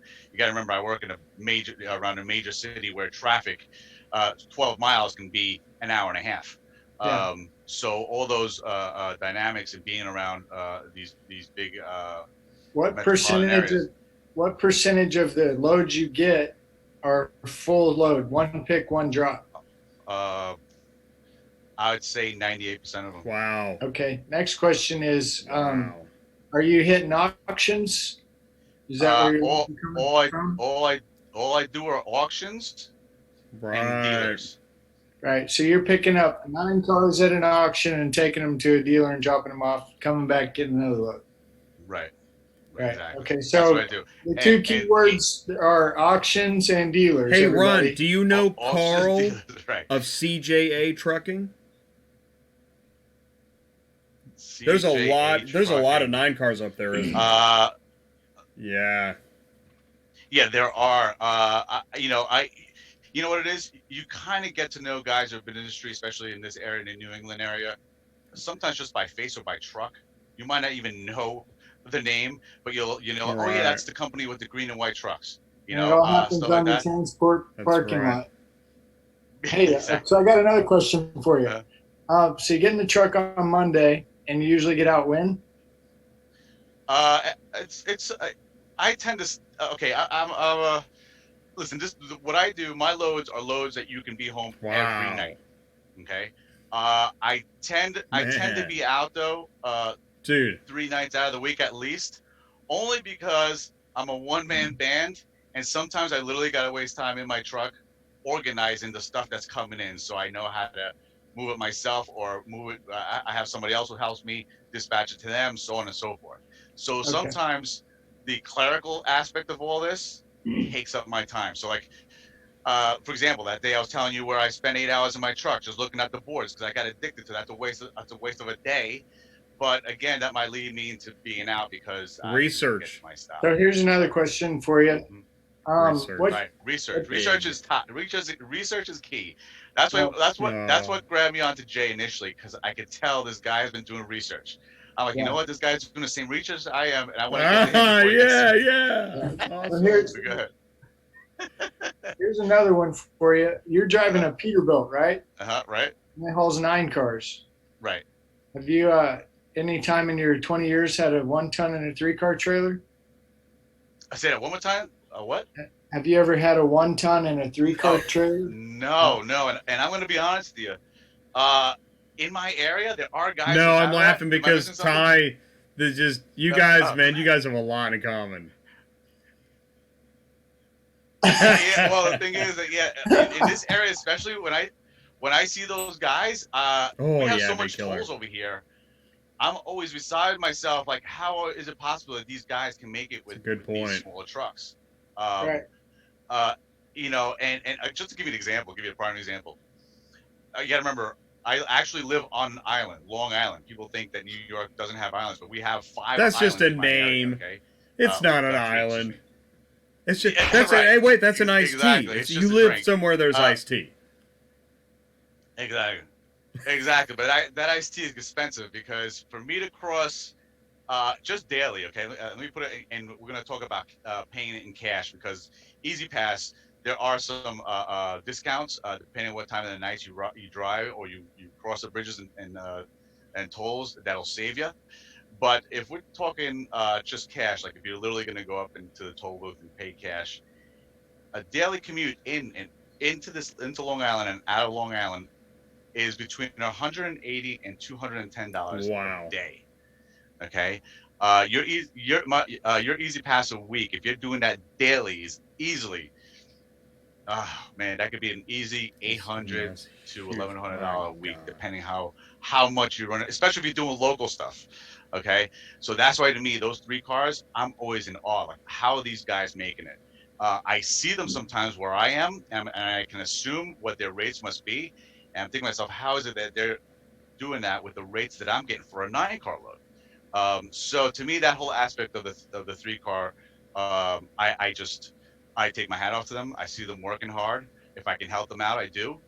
There's been a couple of guys who have approached me and said, listen, what is it you're doing that I'm not seeing? And I'll tell them straight out, listen, I think in this area you better sell it because it's just not, what you're paying in tolls for a 5-axle, 3 on your trailer and 2 on your pickup is what I'm paying for 9.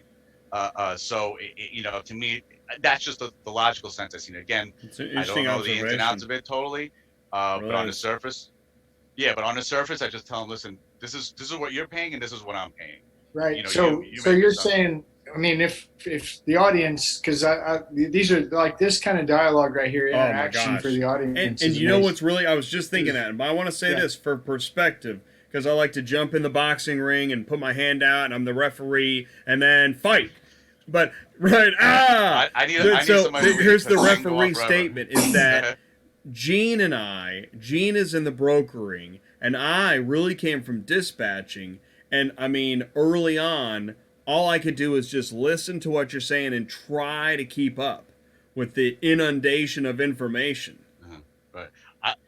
It's a lot. Listen, it's this is a perfect example of what I like about this interaction and this platform that you're using, Jay. I had no idea that there were people like Gene out there. I know. This is the first time I've heard about that. Me too. I'm like, oh my God, I had no idea. I do get calls and stuff like that from random brokers and stuff like that, but I'm thinking they're just here in the U.S. I had no idea that people like Gene existed in other countries. And I was telling Ty that there's a company, and you know what's so funny, Ty? I thought maybe I got a call from that company. There's a company. First week dispatching. This is years ago. And I call, hi, I want to book a load. I'm all sheepish, and they're like, oh, okay, what's the order ID, and easy peasy and all this stuff, and I'm not even asking for more money. And I remember thinking, this is kind of weird because I don't really know what I'm doing. And I was thinking, do you guys know what you're doing? And that company still posts loads.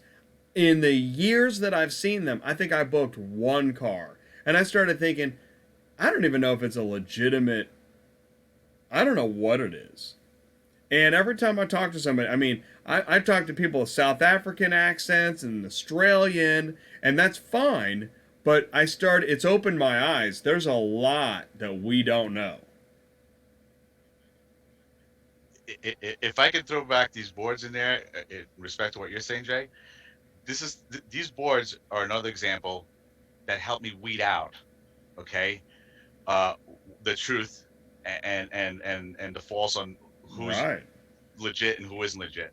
That's why the dealer work now, people like Ty who's still into that, it's great if you can have that personal relationship and stuff like that with the dealers and get that kind of connection and get that volume from them.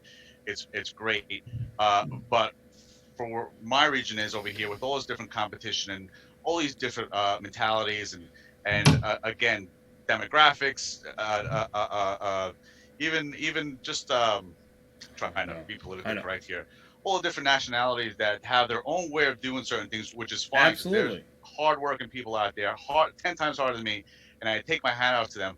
But this is the way these boards, to me, is what I feel is filtering out the weak from the strong as far as who's in for the long haul. Ty. Go ahead, Ty. So 2 questions real quick. The first is what are you paying for insurance a month? Oh, if I tell you that, everybody's gonna hate me. But I know I'm paying cheap. 1,500? How? No less. 1,000? No. But okay, I'll tell you, I'm paying 1,300. Okay. Okay. Well, here's that the thing. My cargo. The reason I'm asking is because when I talk to people, when we coach people, right, Jay and I, here's what we're seeing. We're seeing guys with 1 tons and 3 cars getting charged $2,000 a month, and I tell them, all of them, you'd be shocked. You can get a big ass semi that hauls 9 cars and pay less than you can with your 1 ton 3 car. I have no idea how or why, but I want you, a real guy in a real truck, doing your own thing, to tell everybody you're paying $1,300 a month for a 9 car trailer. And I you're hauling 9. Yeah, and I have a friend of mine. One. Let me finish number 2. Number 2 is do you have a dispatcher? No. Ooh. Sorry. He doesn't have a dispatcher, guys, and he's doing it on his own. I like to get my cake and eat it too if I can. That's the future, man. That's the future, dude. Dude, in the future, you know what the future is? I'm just going to say it right now since we just brushed right past it. The future is Ron in his truck doing everything except being the car shipper. That's the future. Well, that's the whole thing. This technology now, to me, I agree, Jay. This technology and the way the work is being logistically displayed or put out, posted, however you want to put it, has made being an owner-operator a lot easier. I know a lot of people poo-poo these boards. They're like, this is messed up. The industry went to, to poop, so, all this stuff. How do you feel about ELD? That's more work for me. Okay. ELD. I was just going to say, I bet it doesn't bother you, does it? In a respect. Yeah, I knew it. It doesn't bother me. No, it doesn't bother me because it doesn't bother me at all because ELD to me really, I have an older truck that doesn't have to comply. Okay. I like it that way. But ELD to me and close friends of mine in the industry who I've known also 15, 20 years, of course we always go back and forth and how ELD has obstructed or has not obstructed. And they all say the same thing. It really hasn't. except I think more for the freight guys, I guess. But if you're doing stuff and with the ELD, there's ways that you can do it and still get a whole day's work in within that. Hey, Ron, Uh-huh. what kind of fuel mileage are you getting? Well, I have a cat, so I can't give you the best fuel mileage, but I'm doing about between 4.9 and 5.2. 4? 4.5. I get about 4.9 to 5.2. But again, I deal with a lot of hills. I'm dealing with wind. I'm dealing with traffic. I'm dealing with all that. I'm sure if I decide to go down I-95 all flat to Florida, maybe I'll get 5.5. But Well, again, I'm asking these questions because these are the things that I talk to people every day about, and these are numbers that I throw around all the time. So, I mean, I just talked to a guy today who's looking at brand new trucks, and I told him, man, I'd make my fleet average 4.5. yeah, I have an Your outfit. insurance shouldn't be more than 1,500. I mean, Yeah. so if I'm out here telling people this and you're saying it, you're the real guy in the real truck and you're on the panel. I mean, this is awesome amazing. content. Am I By the right? way, as I referee and jump I in, appreciate it. we have our final interview just joined us. I went ahead and took a shot. I thought maybe this will be a good segue because we're really, at this point, we're kind of expanding into trucking. So I want to welcome our final interview of the night. He's joining the panel and all 5 of us are here. Tim is a consulting logistics podcaster. He works in the freight world. Actually, he does a podcast. You know this, Ron. You're in your truck. You got a lot of time to listen to stuff. I don't know if you listen to different podcasts, but Right. Tim is a podcaster. He does a freight podcast, and he's going to tell us more about it. But he works with, I think the name of the company is Aborn & Co. Tim, can you hear me okay? All right, cool. So Tim is here. Now, Tim, I can't see any video, but I can hear you just fine. Oh, Well, geez, it I could wonder be, why. that's the funny thing about the Zoom meetings is there's the audio settings, there's the video settings. I'm not going to worry about it. Okay, there you are. Now I see you. And your microphones, you got the best microphone Wait, how much- of the panel, by the way. Yeah. Boom, there we go. Yeah, super There we clear. go. Sounds A super little bit clear. better. Oh, you know what's you not gotta in have the frame? lamp. My lamp. Gotta make. Oh, I it's don't a know. little too I bright. kinda- It's a little too bright. If it starts going somewhere, I'll get it That back looks on. great. Here. So, Tim, it's kind tell of us flat. more about you. Anyway. About me? Geez. Oh, I was listening to the show. I'm coming out of Boston, and I heard you say that you had to go to Western Springfield. Oh, I and said I just wanted Western? to apologize. Oh, man. No, it's okay. I'll tell you a good bar trivia fact about Western Springfield.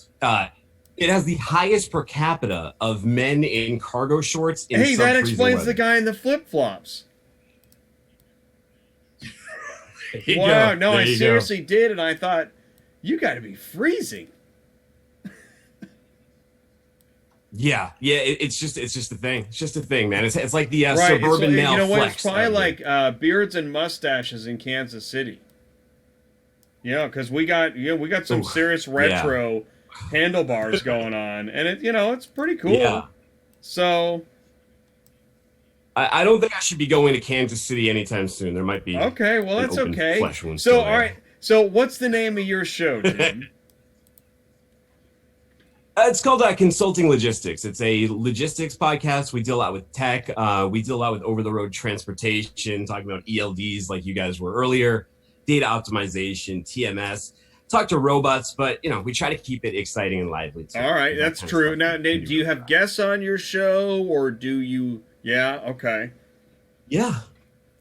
Yeah, so like my last guest was a winner on Shark Tank. She invented something called the Tranquillo mat. So we were talking about the product design, the sourcing, the delivery, the freight, all that kind of thing that goes into it, plus her journey and just like how cool it is to be on the show, like Shark Tank and, what it must be like behind the scenes and in the green room. And like IBM, we had their guys from blockchain over there. Blockchain's new technology coming in. Having a guy from Tyson Foods coming on next week just to talk about emerging technology within that field. And so I kind of just cover what excites me. And a lot of that right now is the technology that's coming into the field because our industry has been really behind. We're still using fax machines for That's invoices. right. Like So half the carriers okay, are. so you now in your daily life with you working with freight, we're not talking car hauling. You don't work with car hauling, right? You work in freight. Ish? Okay.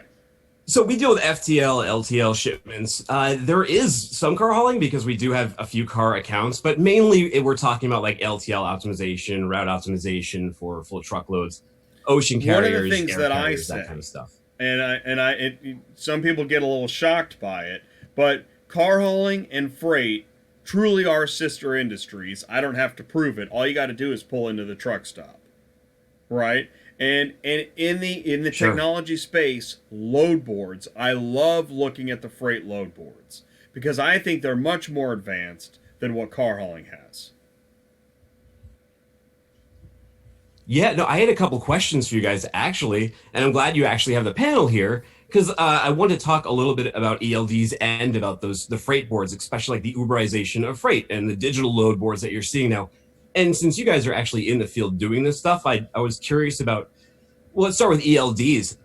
We've heard conflicting reports. Some carriers said it was the cause of capacity issues last year, the big capacity crisis, all of that kind of stuff. But other carriers have said that it's really benefited from them because they can take the data and look at the dwell times where their trucks are kept behind docks, and then they can punish poor shippers and reward shippers of choice. I don't know about you guys if it's the hours of service or those regulations have gotten in the way, but I'm just curious, what's the experience with ELDs for the past year now that we've had it? Wow. Yeah, please do. If Yeah. I could jump in, uh, yeah. When it comes to, I mean, my understanding of freight is drivers have a lot of waiting time that gets in the way of their ticking clock as soon as that ELD starts in the morning. So I can see how to them it must have changed the way, how, when, how much money, how many miles they can put in a day. That all must have gotten affected with this ELD. When it comes to car hauling, it's totally different. As soon as I get somewhere, my cars are already there. I put them on myself, so I'm at my own pace. I get to a place, 24-hour drop. I drop at my own hour. So that's why for the car hauling industry, it hasn't affected us. I don't think personally, in my experience, it hasn't affected us. So that's the thing is that go ahead, Jay. you're doing full loads, one pick, one drop, right? So for the guys that are picking up, let's say you're a 5-car hauler, and they're all different pickups and they're all different deliveries. This has really changed your business. That's my belief. On a time that I do have a 3-way, I've had up to a 5-way, or I've had a drop for whatever reason. And I'm going to be honest with you again, because I have a lot of areas where I can make up the time, because when I got there, my car's already pulled for me. So my freight's waiting there already. I'm not waiting for somebody to get to load my truck for me. That's time around there I'm saving. It takes me about an hour in and out of the auction to get my stuff on the truck. I go, I drop it. What are you paying your car pullers up there? Oh, it's pricier up here than it is where I've heard the price. You guys up here, I'm 12? paying. No, I haven't gotten that far yet, but I'm paying $10. It's not too bad. It's not going right.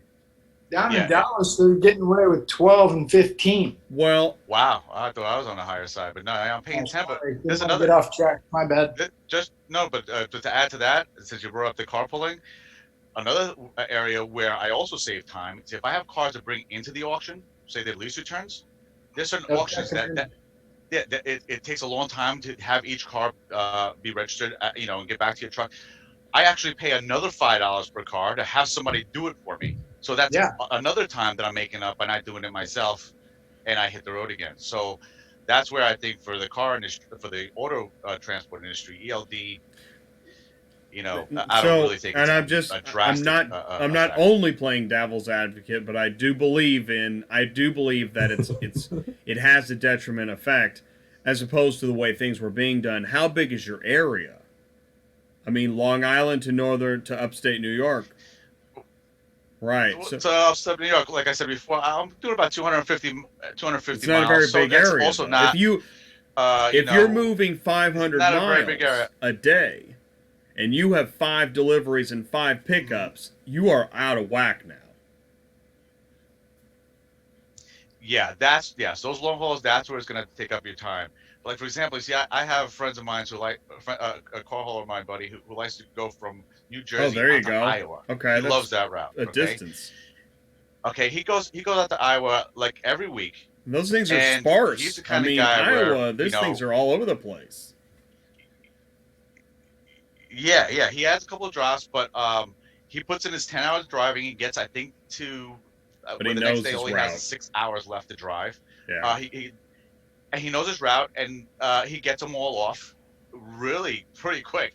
Sometimes he does that Iowa run, and he's home. He'll leave Monday. He's home by Thursday, and I've only done 3 loads, and he's already been out there and also had a load coming back, and he's done a good amount of money before I've done my 3 loads in the local in this long short haul that I'm doing. But again, it comes down to discipline, down to hopefully your equipment doesn't break down, of course, but also just knowing your lanes. There are a lot of guys who like to go all over the place and stuff like that, and I take my hat off to them.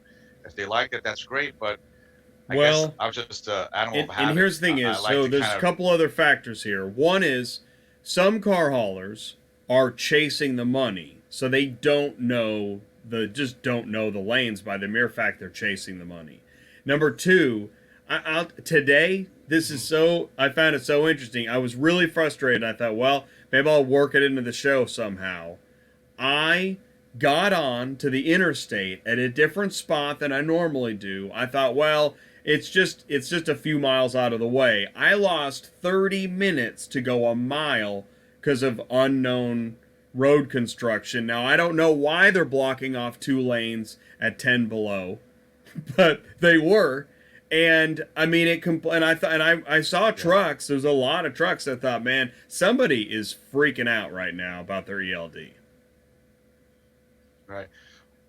Yeah, I'm sure they are. But to get back to also what Tim had said about, I think he mentioned Uber Freight.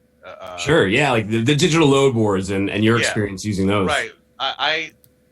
Jake, go back to these boards. Not that I want anything to do with Uber, but Uber is a small example, okay, of how technology is driving this. Oh yeah. And this is the way it's going to be.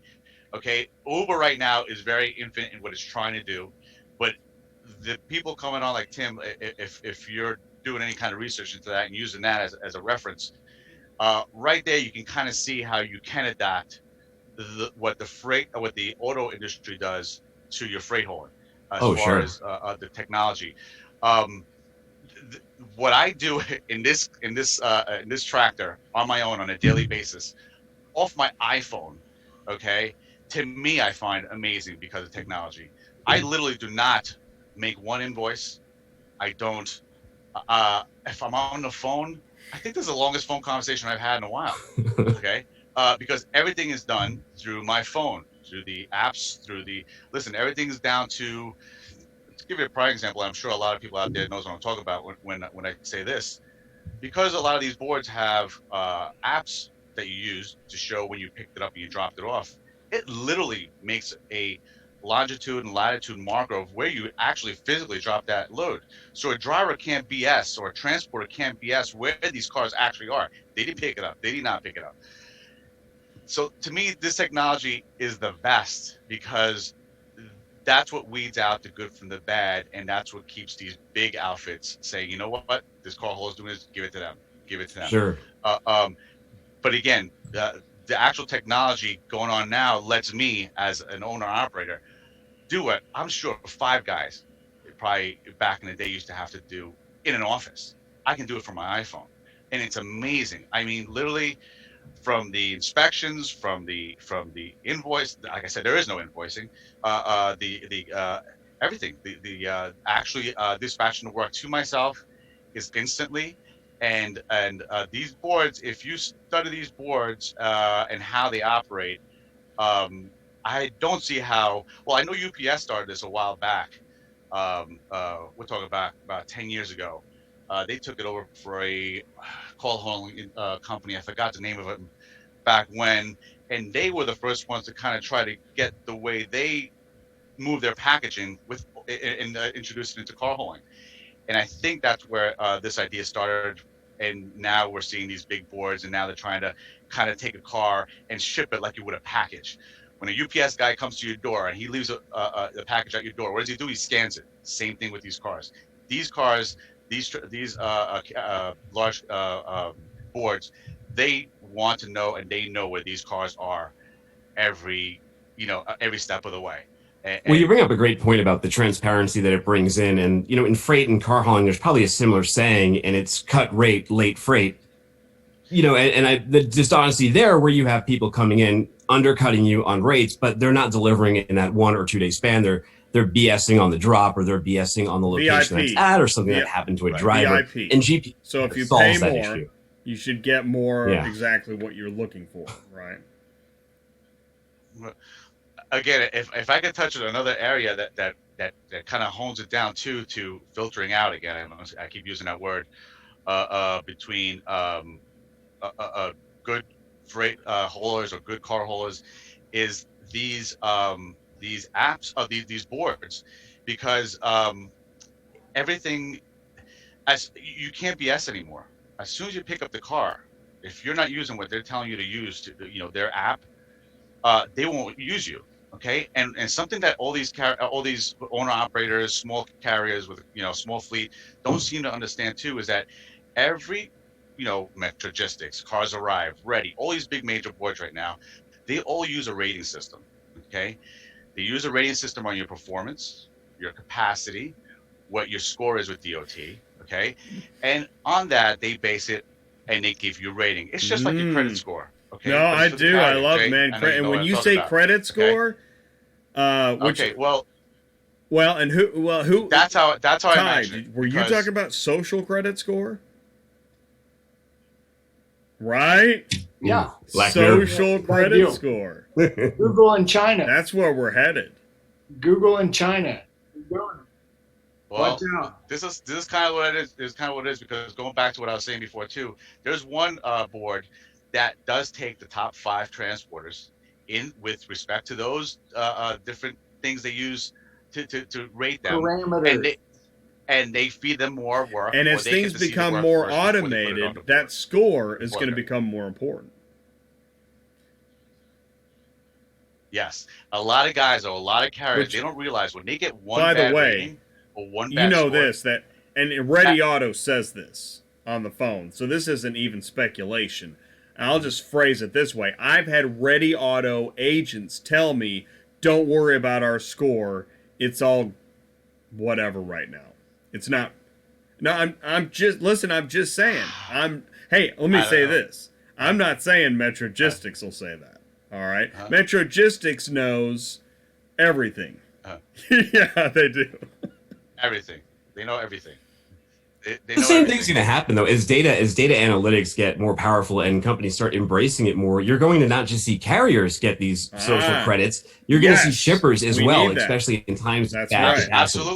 Absolutely, Tim. And that's what all these boards have done by having all these transporters register with them. Okay, because now they have all this manpower. Okay, that they can now feed to who are registered with them to kind of been vetted, let's say, to move their stuff, and now they can rate them. Okay, it's almost like we joined their lead board of brokers, or no, not brokers, of carriers, and they can rate us now. Okay, it's also happening with the brokers.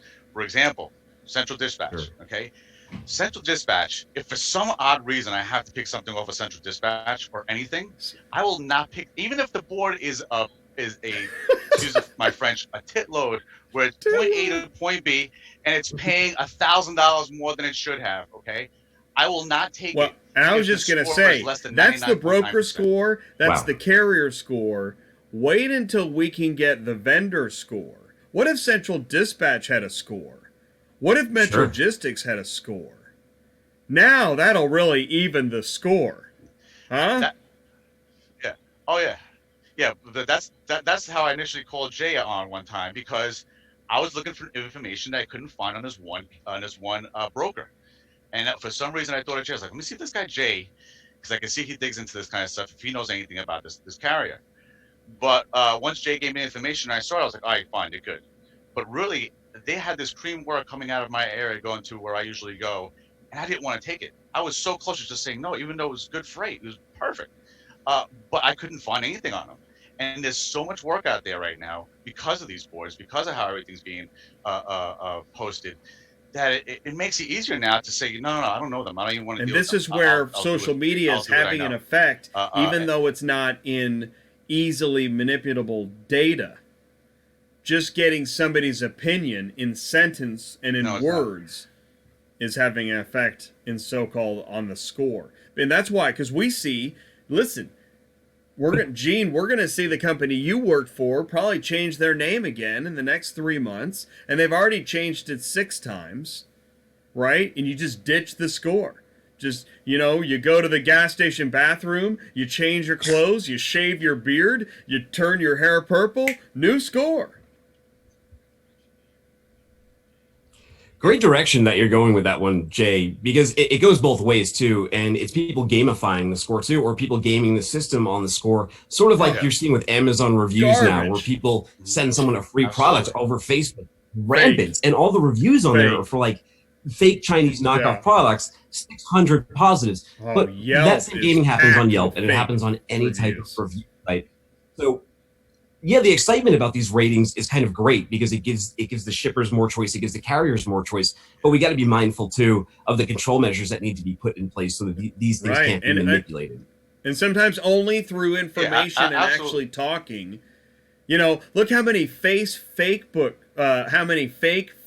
friend requests you get. It's kind of mind-boggling. Sure. Yeah, it's bots, it's automated, and you have to be aware that can happen Blade in any Runner system. look, where we're headed is going to get really complex, right? Sure.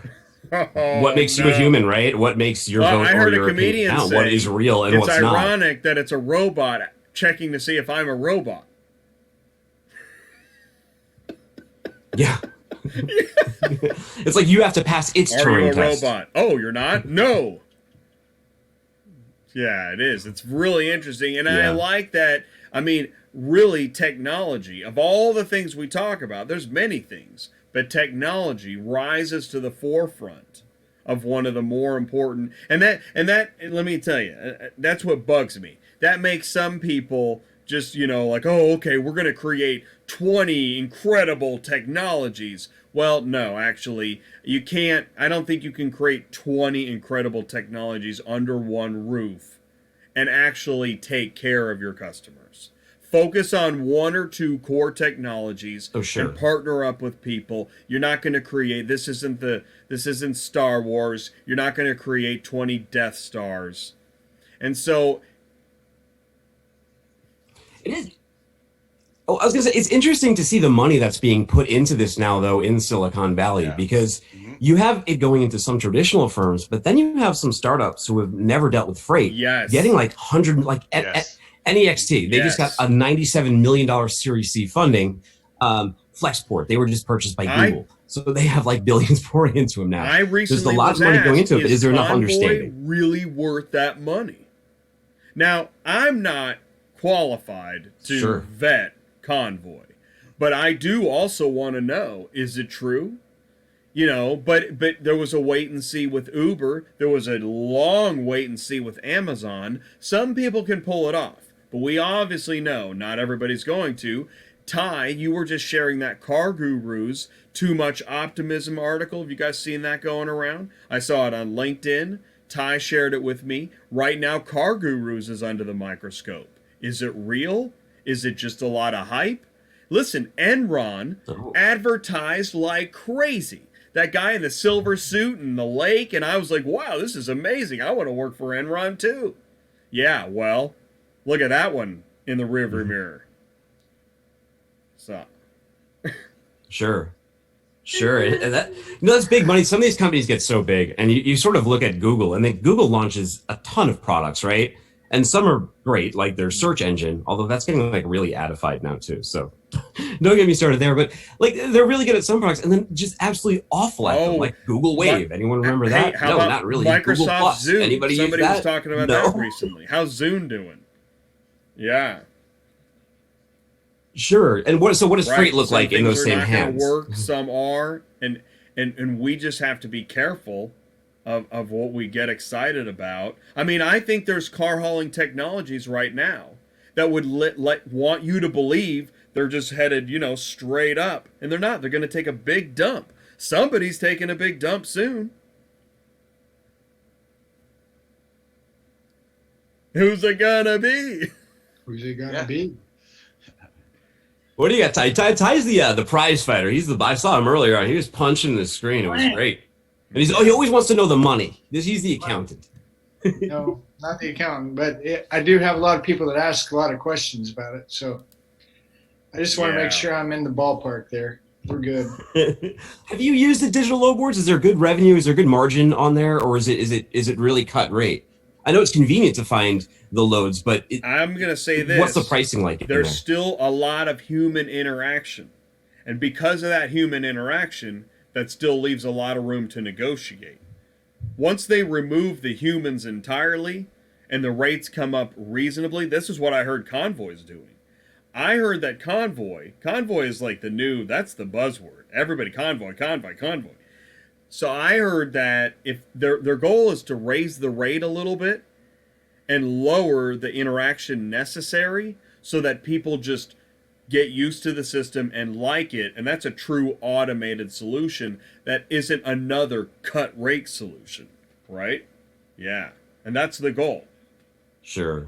Right. Like your buy it now button on Prime. Exactly. I'll pay it for the free shipping. Overall, it's a good deal. Exactly. You know that they said that increased sales by 65% because it takes like 4 keystrokes away from the buyer. So they don't have to make any more decisions. They don't have to pick their car. They don't have to pick the address. It's just one button and that impulse is taken away. And look, there's a lot of transportation managers who they don't want to take the time to really research the rates. They just want quick solutions to move things. And there's always going to be a market for that guy in the warehouse. And he's going to want that buy it now button. You know what I was thinking about the other day? This is interesting.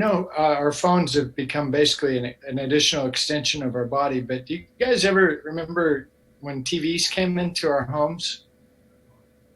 Do you remember there was a lot of like Satan? If you have a TV in your house, Satan's obviously there too.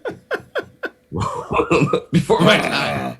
You guys remember that? Yeah, I remember. I wasn't born right there. Man, I love it when Satan It's comes in. always been there all my life.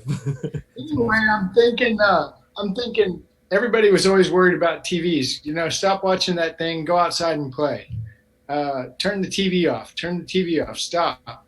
So, these phones and these apps. So anyway, I was thinking, look at the evolution of TV. Didn't it eventually come to the big three, ABC, NBC, CBS? And then it went. Do you remember that? Right. Right. So if you look at these phones and these apps, here's my new speculative guess, theory, prognosis, whatever you want to call it. I think you're going to end up with, there's going to be maybe 3 to 4 big hitters that are the constant. Whether it's a load board, whether it's a TMS, whatever it is, you're going to have Google and Amazon. They're never going to go away. There's your new TV. Does any of that make sense? What I'm trying to say? Yeah. No, it does. Yeah, It's almost like it's almost like molecular, right? So things get really big and then they eventually break apart because they get too big to work well. Google gets too big to function as it did in 1999 when it was just a super simple, amazing, fast, efficient website. And then things get bigger and bigger and bigger. So then smaller services can come in and fill a bunch of niches. And that's like sort of the fragmentation you're seeing with cable coming in over the big three. And then from there, Netflix and all the streaming services coming in as well. And I think you make a great point. Technology tends to accelerate that molecular separation, and it creates the opportunity for it. And that's why we're seeing it happen much more rapidly, these fluxes and flows. Here's the problem I haven't figured out in my head, though, because what year was it, Tim, you may know, what year was it that Silicon Valley had the big explosion from the blowout? 2001. Yeah, it was 2001. It fell right apart there. In 1999, it built up. 1998, 1999, and then 2000, 2001, the bubble collapsed. Right. Well, and it had a big impact on people. So I'm looking at today, and I'm like, look at Car Guru. Let's just, for fun, say Car Guru is going to explode. They might. Maybe they will, maybe they won't. is it going to have the same effect as 2001? And I think the answer is no. So that to me says that the technology has moved in such a way. It's like, holy cow. I mean, Yeah, well, you know what I'm saying? Or trying to say? Like, I don't think we'll feel the effect of a failed tech company. it's right. It's like not we the did same in bubble. In fact, 2001. no bubble's really the same. But actually, right now, if you were to measure what's happening with Tesla, man, that could go either way. Yeah, yeah. So that's where, I mean, I'm thinking, you know, I can see the benefit and the value. I mean, look at Ron. Ron's doing it. Ron is doing it. Ron's doing what I say, and that's awesome.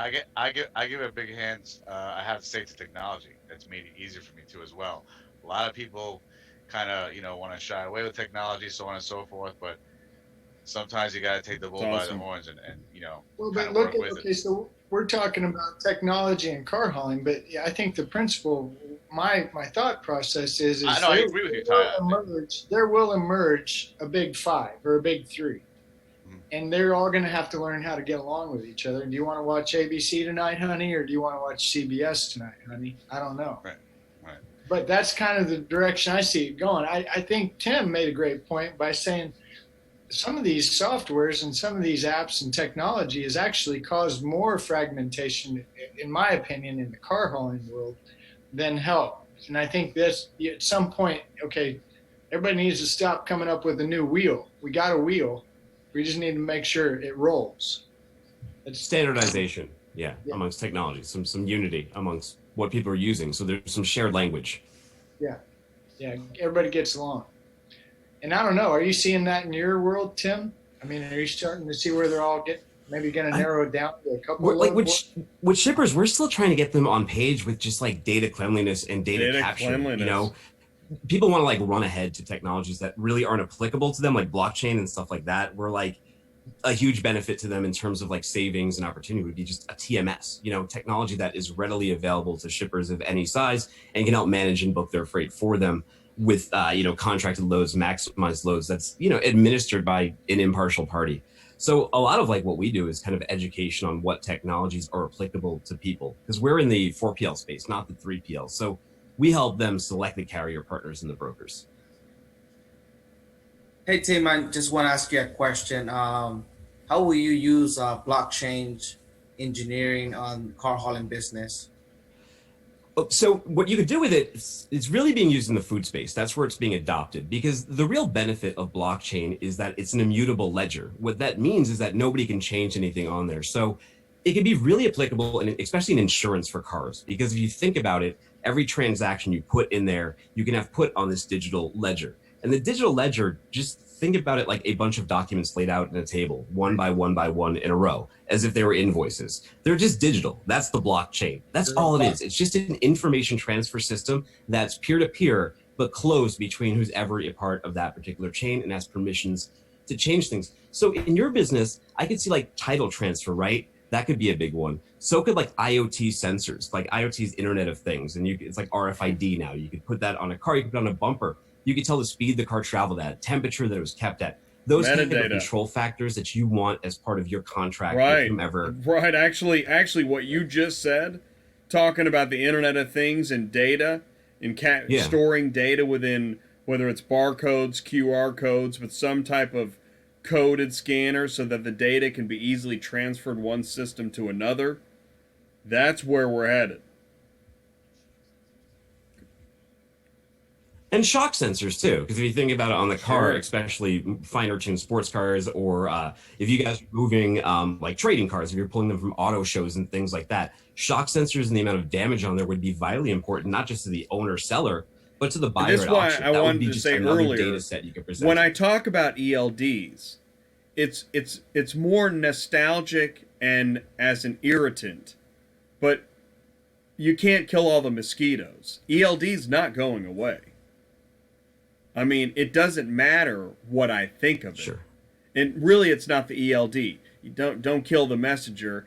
kill the, guns don't kill people, bullets do. The point is that it's the hours of service. It's not the ELD, but it's not going away because it's literally just part of the evolution as we move from the Stone Age into a totally automated robot city. Sure, and the owners, they should kind of appreciate the data. I know for some of the truckers, it does suck because it's not perfect, as you just mentioned. It's not a perfect system fitting in your hours in the window, and how when you turn the key on the ignition, it starts that 14-hour window, and you've got to fit in everything within it, regardless of what happens during the day.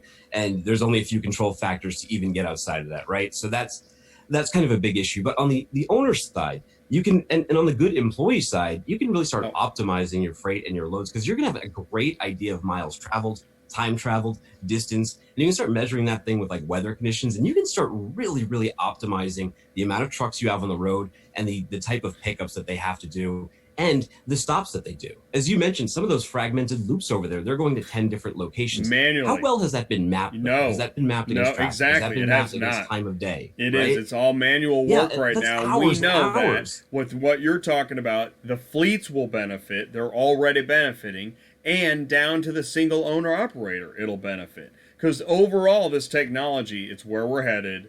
And we know it just, there's a lot of kinks to work out. So play with and play nice with it, because it's here. It's here to stay. You can't swim upstream anymore, Mr. Salmon. Nice The bear's at the end of the river. Listen, guys, this has been an awesome show, and I'll tell you what, I'm going to tell you the secret. The secret is I like to make this a long show, so it's an experience. It's like a camping trip that we all went camping together, and everybody had to carry their own backpack and sleeping bags and canteen, and even though you're tired, this has been an amazing journey. So, man, I really appreciate everybody sticking around, everybody in the live chat, and you guys too. Thanks for having me, Jay. It's been a great night. Same here. And nice meeting you guys, Gene, Ty, and... we got Ron, so I'm going to go through his face. We got Ty with CTS Business Coaching. Ron. We got Ron with NYC Traffic Inc. We've got Gene. He's a car shipping agent. He's still a car shipping agent, but he's a free agent right now. And we've got Tim, consulting logistics podcaster. Consultinglogistics.io if you want to go to the site, or just search Consulting Logistics on iTunes, Spotify, Awesome. or your Thank favorite you. podcast. Thank you player guys of so choice. much. Have Thank a you, great guys. evening. Sounds good, guys. Peace. Same here. Have a good one. I Hey, appreciate Ron. it. Nice talking to you, man. Same too. Good luck Thanks, that guys. Bye, time. Gene. Anytime. Take care, guys. Have a good night. See you. All right. Wow. What a marathon. So let's do this. Let's do this. Let's do this. Let's do... There I am. Okay, I'm back. So listen, guys. It's a long show. And, I mean, a lot of great stuff happened. Once again, I'm really proud of this episode.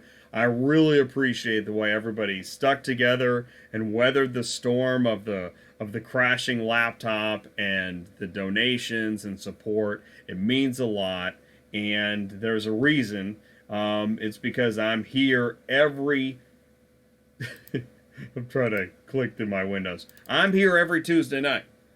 8 o'clock Central, 9 o'clock Eastern. You can count on that. I'm going to be back every Tuesday night. I love doing this. This is show number 70.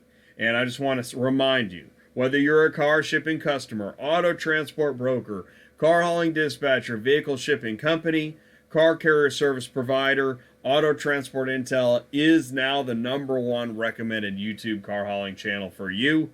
And if you're looking for transport business coaching and car hauling school, check in with Ty.